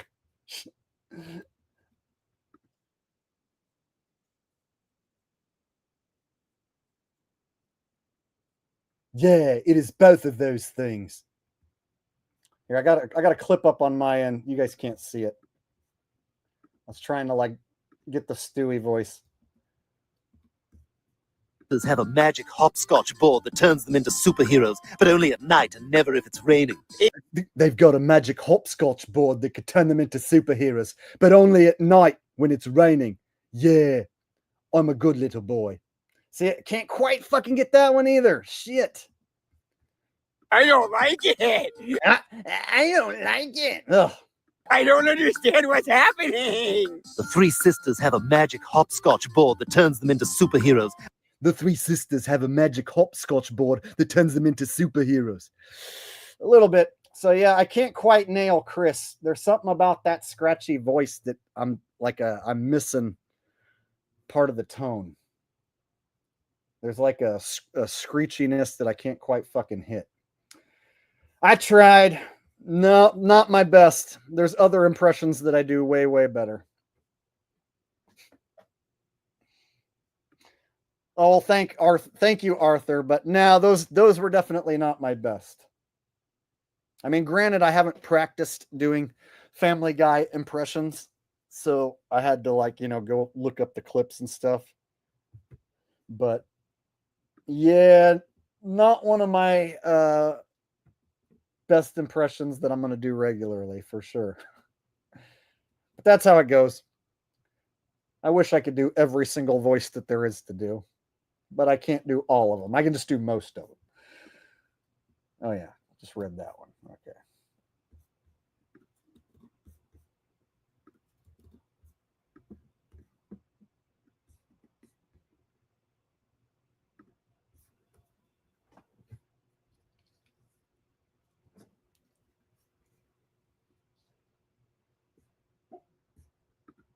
Too much Simon Dan in there. All English people sound the same to me.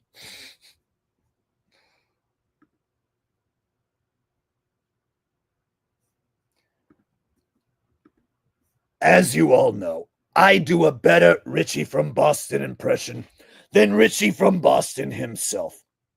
At any rate, he wishes he could digress at the rate at which I digress, which is, of course, the perfect rate for digressing.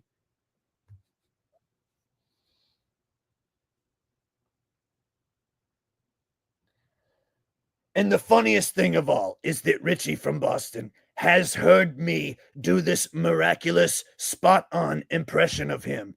And then he said that it doesn't even sound like him.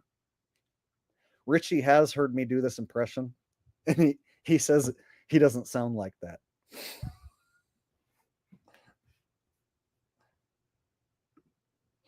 All right.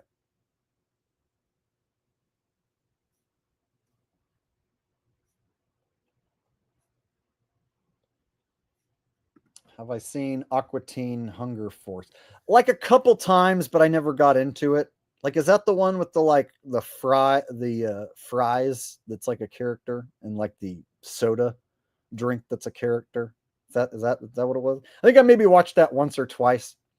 That was like right up there with like that other cartoon that everyone got into that I didn't, the Rick and Morty. Like I watched like one or two Rick and Mortys and I was like, whatever. Not my cup of tea. So no, I didn't get into that. The last cartoon that like I would regularly watch and like keep up on was probably South Park. You know, I watched like almost every South Park episode that there ever was. And then back when Family Guy was funny, I would watch that. And then a long, long time ago, back when The Simpsons were good, I used to watch that. But I don't really watch any cartoons or animation at all anymore. So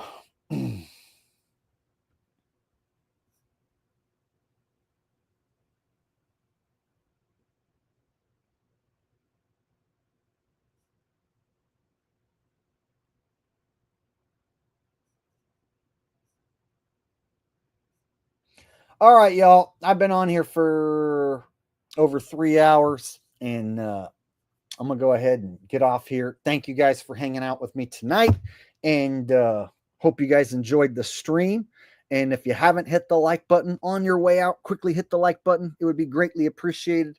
Thank you to everybody who donated. That is always super greatly appreciated. The super chat love keeps this channel afloat, and I really do have the best audience in all of YouTube. So thank you for hanging out with me tonight on a Sunday night. I'll catch you guys in the next stream. So here's what I'm thinking. Tuesday nights, 5 p.m. Pacific, 8 p.m. Eastern is going to be my regular streaming night. And I'm even considering streaming every night this week. Monday, Tuesday, Wednesday, Thursday, Friday, Saturday, Sunday, all the way into Tuesday next week to get the point across. So I might be streaming every night for like a week straight, promoting that Tuesday is going to be my regular stream night. So from now on, let it be known, Tuesday night at 5 p.m. Pacific, 8 p.m. Eastern is my regular stream night from now on. So now people don't have to wonder when I'm going to stream every Tuesday night. And if that goes well and people are showing up, and a good amount of people, perhaps I'll even add another scheduled day. So every single Tuesday is going to be Jake's stream night. And then any streams I do on top of that will just be extra. So I'll see you guys probably tomorrow night, but if not tomorrow, Tuesday for sure. And thank you guys for hanging out. We'll see you next time. Peace out. Much love. Good night. Love you guys.